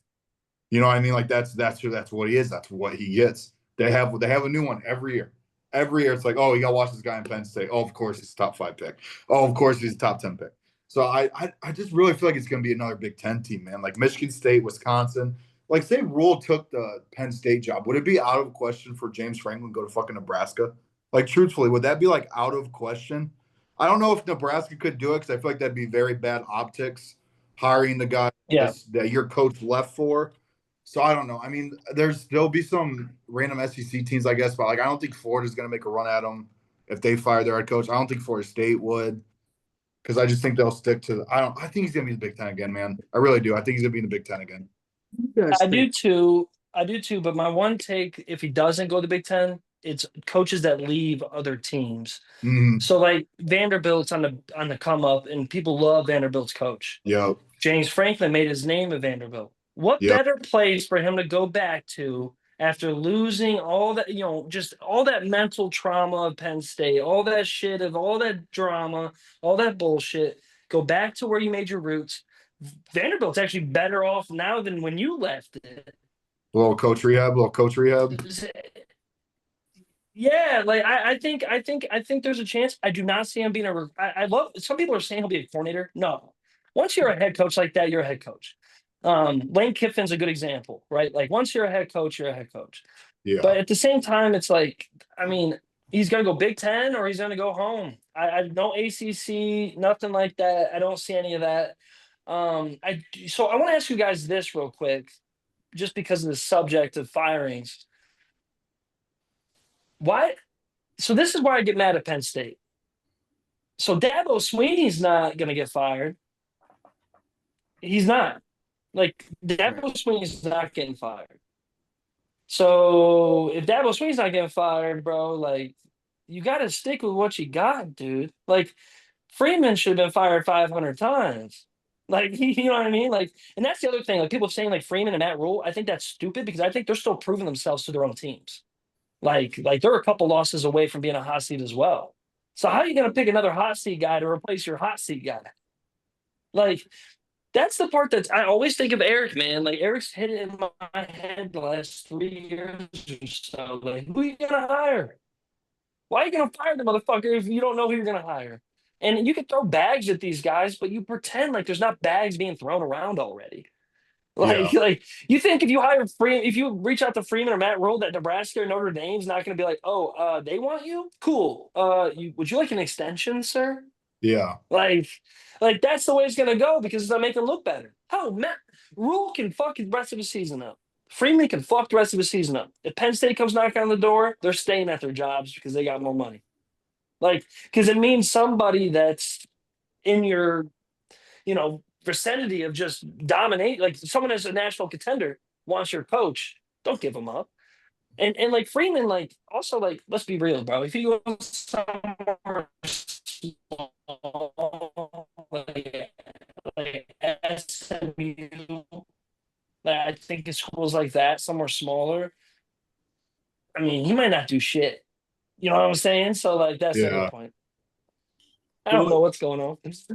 Oh, you're good. You got that. You got that northeast internet right now, man. Probably some company I ain't even heard of driving all the way up north, putting shit on the telephone poles, man. Bro, I got that Paul Revere mobile right now. Say less. You know it, bro. But as you're talking, to kind of segue us into our next little segment here, our next topic, the stupidest conversation that I've seen is about Cignetti going to Penn State. And I don't see any possible situation where that happens. Cignetti, has grown Indiana into be like an incredible fucking real contender. Real stone cold, legit to quit contender. He's 65 years old. He's the angriest motherfucker you've ever seen. That dude would get fucking pissed off about waking up in the morning. Like, this dude is full of fury and rage, and he just wants to win. And for as many people say, like, oh, well, he's from Pennsylvania, you know, he coached at IUP for a while in Pennsylvania, you know, like, this guy left, didn't he leave Alabama's staff to go coach at IUP? Like, do you think he's really like entrenched in like, well, they're gonna pay me $9 million more, you know? It's like he's gonna fucking stick with Indiana. Like Jack said, they're gonna have a Signetti statue outside the stadium for his accomplishments, man. Because 5 fucking years ago, they were a basketball school, you know, like nobody fucking cared about Indiana Hoosiers football, you know. So what do you guys think about that with Signetti, you know, being lumped in with the potential Penn State candidates? I think college football sorry. is funny whenever my bad, bud. No, you're good. College football, whenever someone's fired, I think it's so funny because the conversation starts the same way it does every time. It's like, hey, in college football, this doesn't happen in the NFL. In college football, you call everyone and you make them tell you no. So Penn State is going to call every single top coach you can fucking think of, just because it's like, hey, make them tell you no for shits and giggles. Like, because you can't say that you just didn't call them. It's like, oh, yeah, like they're interested in Marcus Freeman. Okay, yeah, of course they are. Like, you know what I mean? Like, and I think Signetti, I think so. This is what I think it's kind of tiered right now. I think obviously they're going to call Signetti and Freeman. I don't think they'd get either. But I think Rule is super gettable for that Penn State job. Because I think comparing Nebraska to Penn State or even Indiana right now, it's not on the same level. And like, yeah, they could be, but they're still 2 or 3 years away. Rule could come to Penn State next year and have the same record he has in Nebraska right now, year 1, without having his own recruits. So I think the first 2 guys, I think it's one of the Matts. I think it's Matt Campbell. Or I think it's Matt Rule. I think those are the 2 guys I'm circling the most for that job, for that Penn State job. And I'm excited to see they hired too, because like, part of the hater of me wants to see them flame out no matter who they hire, because I think that'd just be fucking hilarious. But the other part of me is just like, they do have a brand. Like, it is a brand. It may not be the best brand as of late, but it's still a brand of college football. And it's still probably not top 10 brand, but top 15 brand, like at least, you know what I mean? Like just overall in college football. So, I mean, it's a huge job. It's a huge job. Yeah. Do you want Scrooge McDuck puddles of money to dive in?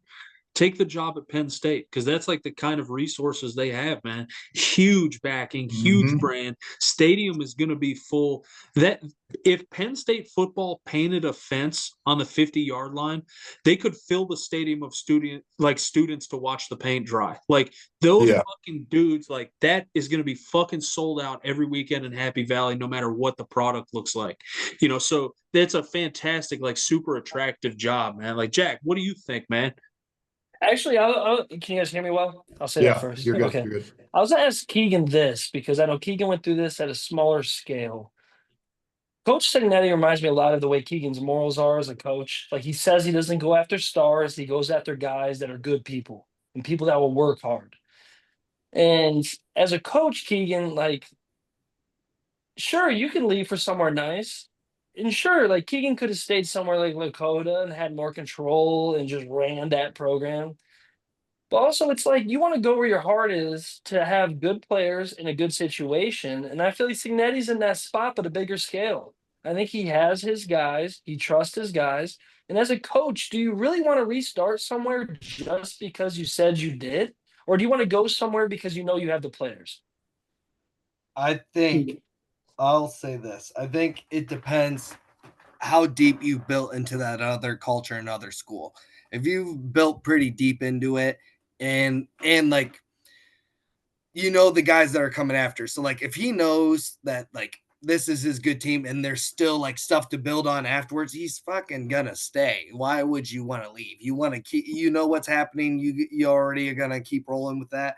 But I was gonna say, if he knows like this team like might be like his final load and like it might be a couple rough ones, he might freaking want to start over. So I'll be honest, it's totally what he thinks and all that, and coaches know that. I was gonna say they know if they've had it about there, and other coaches also know that, you know, they're building a home there and stuff. So I think it could go either way. I mean, how could you not be entertained by the Penn State job, though? You're definitely going to be Yeah. talking about it and thinking about it. Well, Yeah, and that's what I love. I love like Matt Rule being like, "Oh, I love that place. I'm not going anywhere." I'm like, "No, that's a good PR statement, my man. Like that's a good. Yeah, You're making sure that you ain't saying no, but yeah. you're still getting But paid by the off team that's screen, paying you." you're chatting it up with some dudes. You're like, No, hey, man, Nebraska's what's going to lose a going game they on? shouldn't in 2 weeks. Isn't going to because Matt Rule interviewed for the Penn State job on a Thursday night. you know what, guys? Like moving forward, like talking about SIG, talking about like real legitimate coaches, talking about big jobs. Let's talk about two of the best coaches in college football in Kurt Signetti and Oregon's Dan Lanning, man. They had an incredible game on Saturday. And I wanted to get Keegan's opinion on the Ducks, man. I think it was just one of those ones where both teams played a good game and somebody's got to lose, man. And it's two great programs going at it, man. So what do you think, bro? I think Indiana was the better team, flat out, man. I really do. They kicked our butts. You just could see who's the better ranked team. I am curious, like how many guys like they have upperclassmen wise and everything with that, because God, it just seemed like, you know, they were the better team and that they were going to get the job done against us. I was getting so frustrated watching because I was just like, there's like nothing you can do. Like you feel like useless. Like you're like I thought Dan Lanning and the coaching staff were calling a great game and everything like that. You just saw us get out, man. And it's just like flat out. You just couldn't ignore it. Like, oh, it just sucked.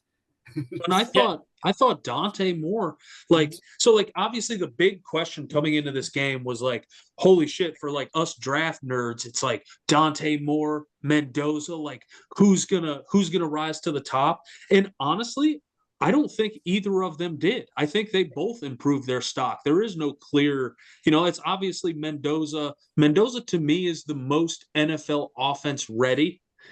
And it's just because of a stylistic thing. I think Dante Moore is just as talented. I don't think he had a bad game. I just think Oregon, when it came down to it, got out physical, and got out muscled and outgunned, man. And in the trenches, it's hard, man, because Indiana has got dogs in the box on offense and on defense. So, and they know it too. And that's Indiana's big part of the game is that like, oh, hey, you're going to load the box. Check this out. Here's Surratt on the sideline. Mm-hmm. Oh, you're going to get in a dime package. That's cool. So we got 5-on-4 in the box. The back's going to take it up the middle and we're going to hammer you until you change the way you play defense. So I was looking forward to asking you guys about that. Like that's such an incredible game to watch. Just a team coming into their own, a team developing, and now a legit playoff contender, if not championship contender in Indiana. So what do you guys think? So one of my favorite one of my favorite storylines from this game was they asked Signetti what he said to Mendoza after the pick six. And I looked at him and said, "You having fun yet?" And started laughing. I was just like, that's just so funny, dude. You're playing in obviously the biggest game in Mendoza's career. He played a fucking cow before this. He's seen nothing like this. Signetti's definitely the biggest win in Signetti's career up to date. And it's just that's how he looks at him. He's just like, he literally throws a pick six. He's like, "Oh fuck, we're gonna lose the game." And the quarterback comes up to him, he's just like, "You having fun yet?" It's like, you ready to keep on playing? Like, we still gotta play football today, but like you can't be so sad, bitch. It's like, hey, get back on the horse, all right? Back on the horse. I need you, kid. But well, I don't. What a win, dude! That was a crazy game. I can't believe they did. I didn't think Indiana could keep up with them up front, Keeks. I thought Oregon's D line would show the gap still between Indiana and Oregon, and they called everyone's bluff. That's what that win does. That win tells everyone in the country, they're like, "Hey, we're fucking up here. Like, you stop thinking, like, stop looking at the name on our fucking shirts. Like, watch us play football." And fucking traveling, like I give them so much fucking respect for that win. Like it felt like my hands were tied. The one thing I wanted to throw out there real quick is, and I wanted to clarify this. So the Dante Moore, our quarterback, is only a sophomore right now. Dude, like Mhm. he's playing such at a good level. I really freaking hope he just hangs here in Oregon again freaking next year, man. If he just keep developing this guy, because God, man, it's so exciting. It's so fun to see a freaking good quarterback. I love when you finally get that on your team, man. Like getting a freaking Marcus Mariota again. It's freaking so nice. If he returns, man, that's a I huge love it. flex. Dude, Yeah. swear. So I was gonna say I love Eric's point because I think what Indiana was blessed with is something that's very rare in college football. And like they went into the playoff last year and they saw their holes pretty big when they played Notre Dame. They saw that they weren't physical, they saw that they couldn't hang in certain positions, and they directly fixed those issues. And I think the bigger programs have a harder time of doing that because their pool of recruits are way bigger. So they're just Mhm. hoping to land those 4 stars, those 5 stars, and they hope it all just meshes because they're dealing with so many fucking, so many guys getting offered, so many people are fucking getting recruited that you can kind of plug and play over the years, and your weaknesses change over the years. Like we've seen that with Ohio State, we've seen that with Georgia, like big programs. Like their weaknesses change each year based on Good the point. recruiting Such a class. good point. I think Indiana was able to be like, hey, we have who we have. So let's just fill these holes. Because obviously, if we fill these holes, this is going to get us some success. And they were able to directly set a plan on that instead of just thinking, all right, we got some 5 stars, we got some 4 stars, let's just run it back. No, they literally fixed it. And it kind of goes back to Keegan's thing of like maybe Sig knows this is his team. And he knows what he built up. He has a lot of James Madison guys on his team still that follow him here. So I think it's a big win. I also like we kind of predicted it. I think also it's just the way the college football goes. Oregon was due a loss, sadly, Right. because they just went through that couple tough games, and Indiana was due a big win. And sometimes it's the perfect storm, and you can kind of see it happening before it happens. And it was only a 10-point game, and honestly, it's one of those games that like if you give a fifth quarter, who's to say Oregon doesn't come back? Like Mhm. that's a good football game. That's a good situation. And honestly, I love this. You know how Dan Lanning beat Penn State? He looked like he was cracked out. When Indiana beat Dan Lanning, he was all smiles when he hugged with Signetti. He was just loving it. He was like, "What up, big dog?" It's like they're part of the same cloth.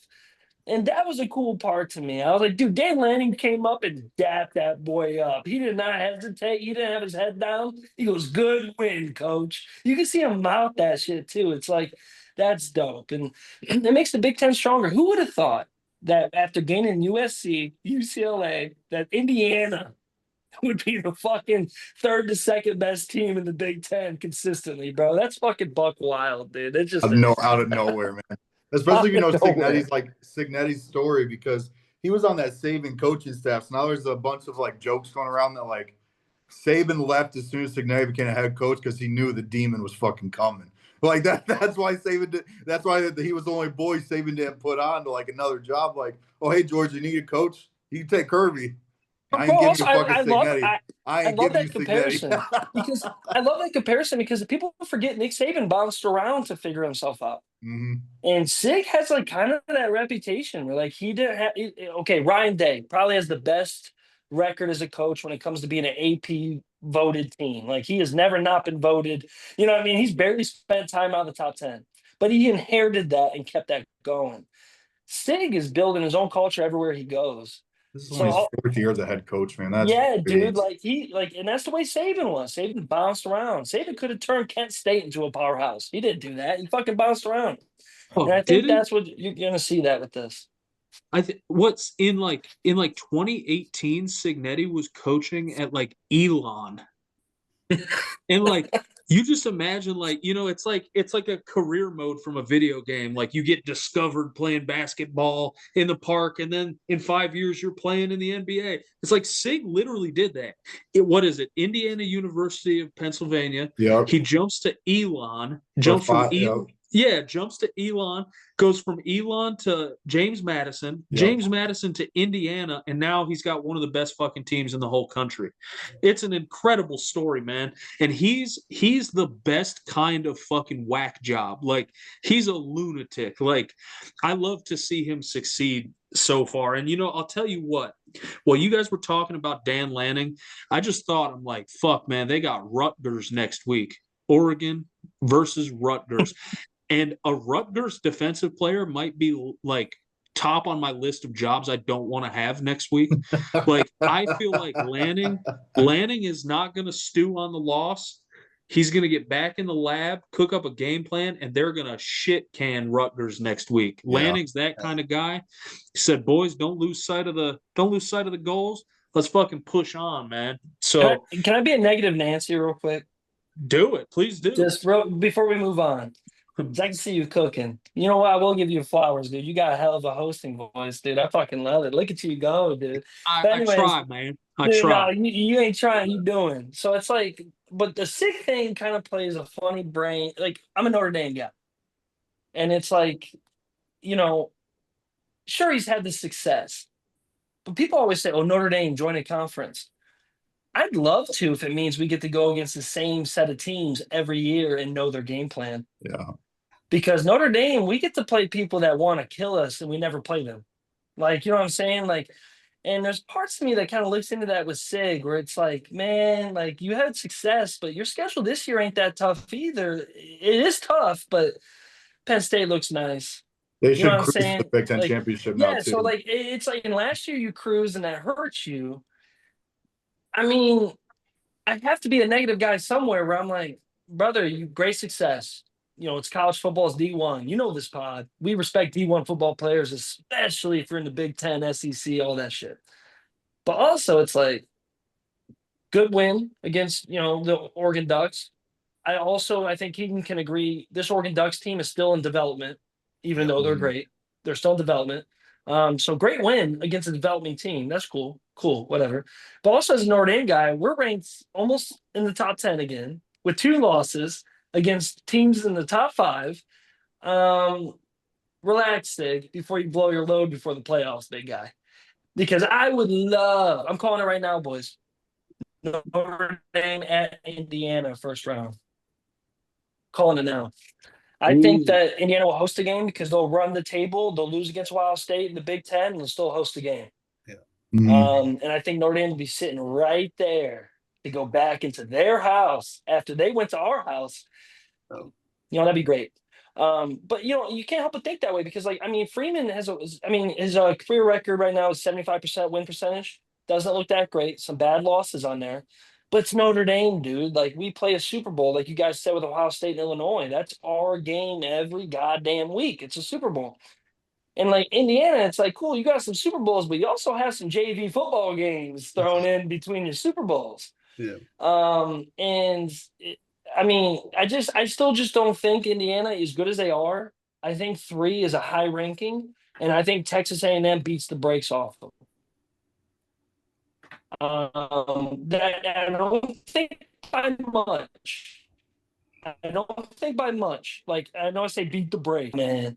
Like, I love the Big Ten, but let's be honest, the Big Ten is as top heavy as it gets. So if you're at the top heavy part and you're not really playing Ohio State, I don't respect you. Penn State sucks now. Michigan's ass. USC's bipolar. Like, I'll say this right now before we get into any future stuff. Notre Dame, USC week, baby. It's rivalry week this week. And honestly, I think every USC fan, their mom took Tylenol when they were fucking pregnant. You know what I'm saying? So, like it's just like, they're just assholes. So it's like, I don't know. Shout out to Sig. Shout out to success. I love good coaches. I love what he stands by. But earn your keep, big dog. Like, I love Freeman. Everyone would love Freeman, but all for his firing in the first half. You know what I'm saying? Like, it's no rest for the wicked when it comes to college football coaches. You already know, man. That's you all I got. Already know. And let's punch forward, man. It's getting late. We got boys on vacation. We got boys that can smell dinner in the air. We got Coach Keegan home from practice. Jack is out who knows fucking where amongst the evergreen trees and the lighthouses, man. So let's punch through these upcoming games, man, and hit the trail, guys. Yep. So as always, if you hear something you like, stop me, man. But so next week, man, we got Vandy versus LSU in a ranked matchup. Has the potential to be Vandy's the favorite. Love that. Yeah, yeah. Interesting, Brian Kelly. What are you gonna do? He wants to go to Hey, Penn State too, bro. Isn't that wild? please. Brian Kelly ends up at Sorry. Penn Yeah, State. I'll shit that one my would be hat. fun. That's a fun one. Yeah, look at the Ohio State fans get cheered up from that. Yeah, hell yeah. You already know. We got college game day, fellas. Georgia, number 9 ranked, versus Ole Miss at 5. And Ole Miss showed showed some rough spots, man. They barely scraped by Washington State last week at 24-21. So we're gonna see if Old Lane can pick it up, and that's gonna be a lively atmosphere for college game day, fellas. I can't wait to tune in and see what kind of wacky shit the SEC's got planned for the national TV on Saturday, man. Next up, Jack, cover your ears, man. Buckeyes versus Wisconsin. It's going to be a hammering. I won't spend any time. Upset alert. Oh. Yeah. Luke Fickle is gonna hit the gas and really pick up steam against the number 1 college defense. He's gonna pick up steam when he leaves the stadium because he knows his ass about to get canned. Does he get fired this week after the loss? I think that's the next game. Yeah, that's a good. But if you get fucking blown out, dude, he might get fired. That's a good That's call. what I by was gonna Keegan. say, dude. It's probably gonna be a shutout. Dude. What's the next game you got, TJ? I think that was a fun conversation too. Ooh, my trap game of the week, man. And I don't know if it's a trap game because they're both unranked, but I got the Michigan Wolverines playing Washington. And I think after a tough showing, against USC on Saturday, I think Washington's got the game plan, man. They see them boys got pushed around a little bit by the Southern Cal Trojans, man. And Washington's got a big old running back, Jack's boy, Jonah Coleman, man. Shout out Jonah. So I think it's a pretty clear path to victory for Washington if they can pull it off. And we'll see how Michigan responds to losing a big game in primetime. Like, what do you guys think? Eric, you brought it up, man. I hope you coming hot with a take about Michigan, Washington. Do we think Michigan's dude's on the hot seat if he loses this game? Yes. They're already calling for that coordinator to replace him again. Yeah, like I don't think he'd be a midseason one because I think they'd see like, hey, you beat Ohio State last year, so if you beat Ohio State, that our boats are sailing and shit. But I think this could be the game that if Michigan loses, that we're seriously talking about another huge Big Ten job going open. And I'm sure Penn State would fucking hate that because then you just don't get the pick of your litter anymore. You know what I mean? Like that's now you're really going to war for the coach you want. I think it could really heat up though if he loses this game. I think it could really heat up under his ass. Well, shout out to Washington. I think Washington should be ranked too. They have a lot of votes to be ranked, but they're not. So technically, they're higher ranked than Michigan, and I think it's rightfully so. I think so too. Washington deserves the ranking, man. And like Michigan, as far as Sharon Moore goes, man, you make your bed, you got to sleep in it. He said SC is going to be sold out because we're coming to town. They sold out and watched their boys. Shout out Jonas. Ass, man. Yeah, shout out Jonas, man. God love him, man. That's my dog. But our boy flew out from Ohio all the way to California to watch the game, man. He's a diehard Wolverines fan, and oh, man, are they coming back to Ohio with the tail between the legs, man, and the head down, man. God love him, but love you, Jonas, man. We got other big games this week, man. We went over ND USC. We got Tennessee, number 11, playing Bama. Bama ranked number 6. That's another banger. And then a sleepy sleep time West Coast banger. We got BYU going to Utah and playing the 23 ranked Utah Utes in a West Coast game, man. So there's a lot to look forward to. Do you guys have your eyes on anything I didn't talk about? Can I ask you something, TJ? Because you brought up game day. Should game day, the way game day was, the way we were brought up, is game day goes anywhere. Should game day be at that Utah BYU game instead of the SEC game, just out of the culture of football in general? Because I know a lot of people are pretty pissed off the game day is not at the BYU Utah game instead. I know Ole Miss is good. I think they're the worst top 10 team. I think that Notre Dame is smiling at teams like Ole Miss to fuck up so they can slide in there. But I do have a gripe where it's like, dude, you've been at every SEC Big Ten game. It's in the middle of the season. Let's throw a bone to the Mormons and see how they get down. You know what I'm saying? So, like, I don't know. Like, should game day be a little more open to that, or are we just being naive to the fact that SEC has an ESPN deal and they're gonna get that shit anyways? I think that's all it is. Yeah. Sadly. And Yep. I was trying to think of like of reasonable explanations, like, oh, is the game at 10 p.m., because it's West Coast? Is it this? Is it that? But they really would deserve it. I mean, that would be such a crazy atmosphere. And shout out to BYU fans, the Mormon faithfuls at the fucking tailgate, stone sober, just there because they love fucking football and Joseph Smith. Shout out them, dude. I fuck with them. But it would be nice to see game day get out and stretch their legs a little bit. Like not every game's got to be Saturday under the lights in the SEC, man. Let's get out. Let's see, a West Coast game. Let's see a Texas game. Let's see all sorts of places, man. It just makes for a better product if you're on the production side of things. Let's get those boys out, man.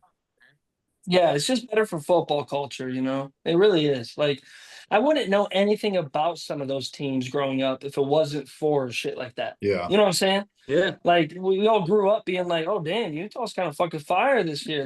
Who the fuck's on that team? You know what I'm saying? Like, and that kind of helps build, like, everyone wants to talk about money each conference.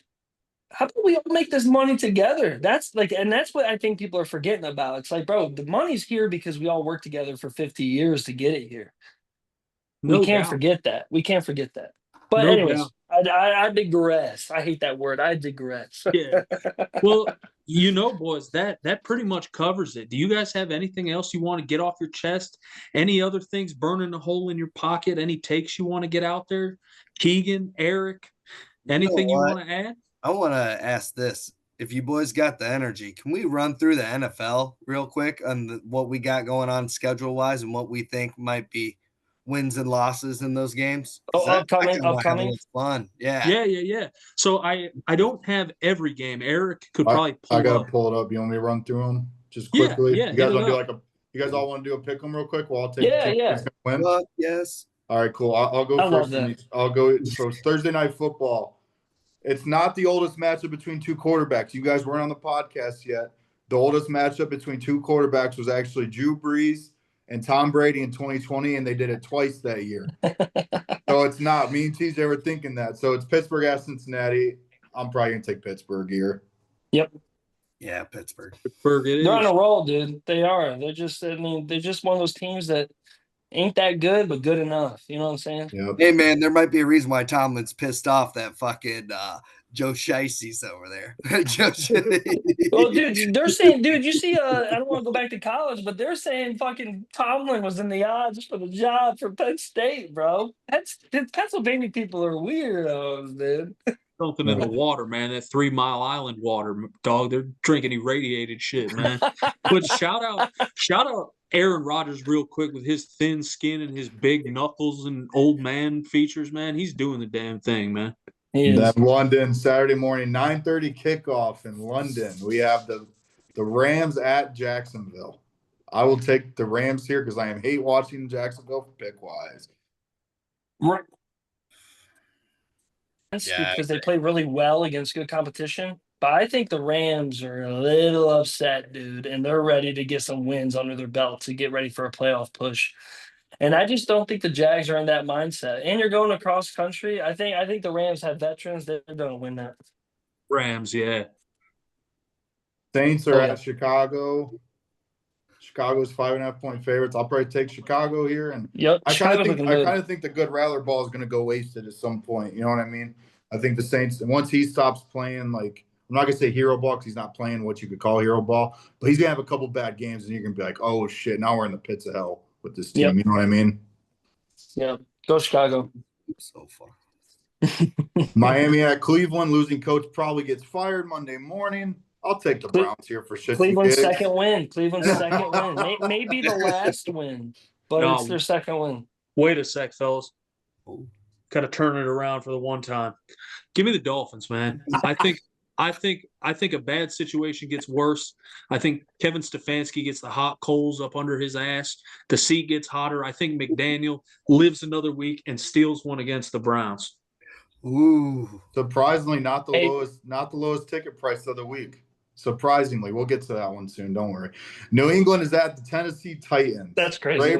Vrabel's first game playing his New old England. team, and the interim head coach at Tennessee. So you never know what you're going to get. I'm gonna let you boys pick them here. I don't really. Vrabel's gonna fucking, I'm gonna, excuse my French, he's gonna butt fuck them boys, dude. He is pissed. And I'll tell you what, those Patriots boys are moving, dude. Pats are back. I don't care. They're back.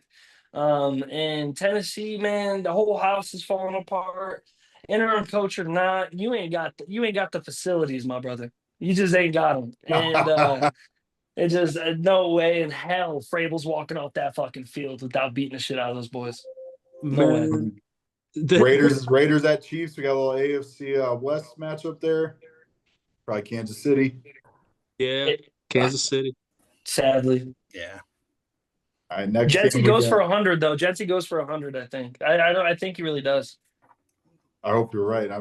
He's exciting to watch, man. I hope he starts to take off here. Mhm. I think he will. Philly at Minnesota. Minnesota. I think Philly ain't got it right now, bro. They're freaking the fuck out, and I think Minnesota, regardless of what they do or don't have, they have what the Phillies don't have. Like they have that heart and camaraderie, and I just don't think. I think Philly's gonna go through a slump. Are they out? Hell no. But I think the slump starts now. The midseason slump. JJ back. Hopefully even if he is, don't fucking play him, bro. Then we got Carolina at the Jets. I think we should just, instead of picking a team here, I think we should just set the over-under on completed passes for Justin Fields. What do you guys think, like 9.5? Dude, dude, you know what? I think, I'll get you guys' take on this. This is something I want to bring up on the pod. Is Justin Fields just a Jalen Hurts on shitty teams? I don't think he's nearly as smart as Hurts is, man. He puts the Brother, ball I in think such if bad Hurts was on those places. shitty teams, he would look like a rugby player, dude. He wouldn't know left, right, up, and down. He don't even know left, right, up, and down with Saquon on his ass. And like, dude, fuck that, bro. Fuck that. Justin Fields, best quarterback on the worst teams, dude. That's my Jeff Garcia right there. Wait for him to blow up by the time he's 30. Then we got the New York Giants at Denver. This is kind of a fun one. Denver's actually minus 7.5. That's a pretty big spread for that game. Jackson Dart, that boy is like Larry Bird, dude. Like as long as Jackson Dart and Scatterboo are healthy, those boys will win some games, dude. For no reason. And this, I want to pick the Giants. yeah, I mean the Giants are fun, and I think their coaching staff gets a lot more gripe than they should. I think it's not as bad as people think. Okay. And I think that they're on a roll. Will it last? No, but it is right now. Lowest ticket price of the week. Here it is, $22 to get into this game. Kind of surprising. Washington at Dallas. Washington's 1.5-point favorite. Is it in Dallas? Yep. Yeah, they got to fill that fucking stadium. No one wants to watch the Cowboys, man. They had to drop the fucking prices, man. I think Dak will keep them in the game, and that's it. Like, I don't know. Cowboys could win. Redskins could win. NFC East games are sloppy. I think, you know what? We said before, I think, maybe even Keegan said, I feel bad for Dak. I think Dak's pretty good, bro. I really do. And I just think he just ain't got the shit around him all the time. Mhm. And it's just, I actually, you know what? I'm going to root for the Cowboys. I just want to root for Dak. That's it. I just want to root for Dak. That's fair, dude. I think everyone outside of Dallas kind of looks at Dak through that scope, to be honest. Where it's like you look up his stats, you're just like, this is really the guy you guys choose to hate on? Like, put that guy in Cleveland, bro. Put that shit in Cleveland. Well, he'd have a fucking statue even though he went 8-8, bro. We'd be like, don't fuck with Dak, man. Like, You know what I mean? Like, it just reminds me of, like, their team is very similar to Matt Stafford Lions days, right? Like, they're always in the wild card picture. They're always around. But, man, Matt Stafford got flowers through the ass. Like, give Dak what you got, dude. Like, I don't get it. I like Washington a lot, but I think they're just wishy-washy, and they're going through that sophomore slump. in a certain aspect of their season. So, Keegs, what you got? I saw you pointing down there. You look like you had something to say there. I'm rooting fan wise, like for the Cowboys. I'd like to see them pull that off, but I'll be honest. I think after Washington lost that close one to Chicago, I think they're gonna fucking come out and try to beat the shit out of the Cowboys, man. I really that's do. true. Yeah, That's true. Then we got Green Bay at Arizona. Green Bay. Yeah, Green Bay. Yeah, probably Green Bay. Arizona's very tough at home. I would love. You know better than anybody else. I think this smells of Green Bay going to Cleveland. It just does. Like it's just one of those. It's a tough game, and it's just a tough game. And I think that the Cardinals, after just some weird hiccups this year, I always look for those teams to bounce back because their droughts are never long. And also, I'm a Niners fan. Fucking go Cardinals, bro. Fuck the fucking Packers right now, dude. We need all the because Cardinals ain't gonna be in the playoff picture. The Packers will. Fuck the Packers. Yeah. Let's go Cardinals. I love it. Keegan's on that. He goes, yeah. We just lost two this past week. Fuck Packers. we got the Falcons at San Francisco. Jack, you kind of touched on this one earlier. How are we looking health wise? Is Purdy back this week? How's that looking? He should be, and if he's not, he's creeping on the door. And if Purdy's back, we're winning games. Purdy played on the same type of team last year. And Falcons are tough. It's going to be a very close game. But I think the boys are really – the Fred Warner thing is not – it's a negative thing when it happened. I don't know if you guys saw the reporters talking about how it was the saddest locker room that they've ever been in, counting the Super Bowl losses. They said it was sadder than that. And I think it's going to – the way this team is ran, I think it means these boys are going to play their hearts out because Fred would. And I think they get a dub for Fred. It's a very like you said the interim coach thing. Yeah, it has that vibe this week when you lose. Well, especially regrouping at home too. Like you can't after a devastating loss. Like you just can't. Once you're at home, you feel so tight again. We have two Monday night games this week. This one, I'm not even gonna pick a team. I just hope the fucking score is 42-44 in overtime or some crazy shit. Keegan, we got Tampa Bay at Detroit. That is about as fun as they come, man. For a middle of the season NFL matchup. Keegs, give me your thoughts, man. What you thinking, big dog? He's frozen. TJ, what you thinking, big dog? Hey, man, give me the Buccaneers, man. The rich get richer. Baker Mayfield playing the best football probably in the NFL right now, the best football of his career. And it would only be fitting that the week we could potentially be firing our head coach. It would only be right for Baker to get the last laugh and win the game in prime time. Yeah, Keegan's battery died, so there you go. I will say this for Keegan. Detroit doesn't lose back-to-back games. They just don't. Under Dan Campbell, they don't. And they ain't going to lose this. They got embarrassed a little bit against Kansas City. That brawl happened. I think Dan Campbell's kind of running a boot camp this week. I think he's kind of pissed at the image of what that looked like and everything else. I just think they win because of the fact that the Bucs play very close to their vest in those games. They're very close games. And I just don't think it's going to work. I only say that because the Niners, man, we were at half mass when it comes to the team we had. Yeah. Like we had nobody left and we still hung around. But I'm with Eric, dude. I want 40-40. I don't care who wins. I want to see some cool ball. That's it, really. And the crazy thing about this game, too, I'm sure Keegan would have mentioned it. This is kind of hurt on hurt, like Tampa Bay's receiving room versus Detroit's corners and safeties right now.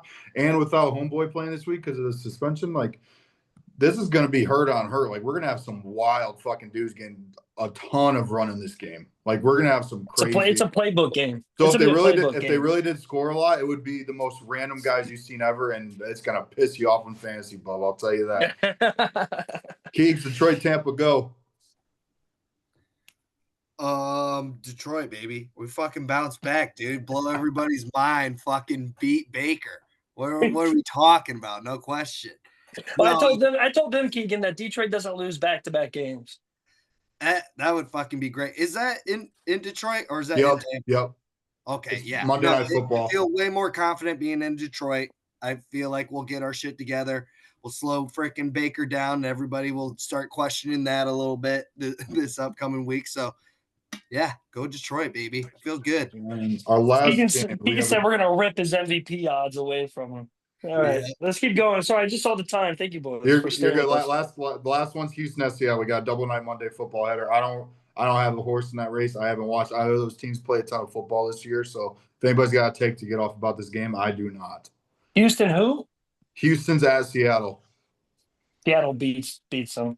Okay. Dude, Sam Darnold's playing pretty fucking good ball in a certain sense. He's playing consistent ball. And Seattle's they're a pretty good team. I know a lot of people don't know their roster that well because that Pacific Coast kind of aspect really hits them hard. Houston has played tough and they played better just in a certain way. Like Stroud's trying to get his stride. But I mean, I can't even name a motherfucker on the Seattle's defense and they still gonna win. I'm just saying. But if they don't, hey, fuck, dude, I was lying to you the whole time.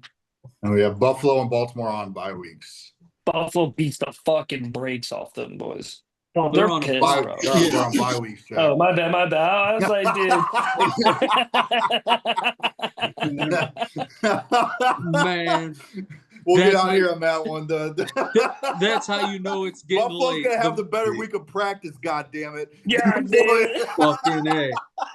All right, everybody. It's getting late. The boys are getting unhinged. Let's get the fuck out of here. It's been From the Deep. Hell yeah. Did you hit end record there?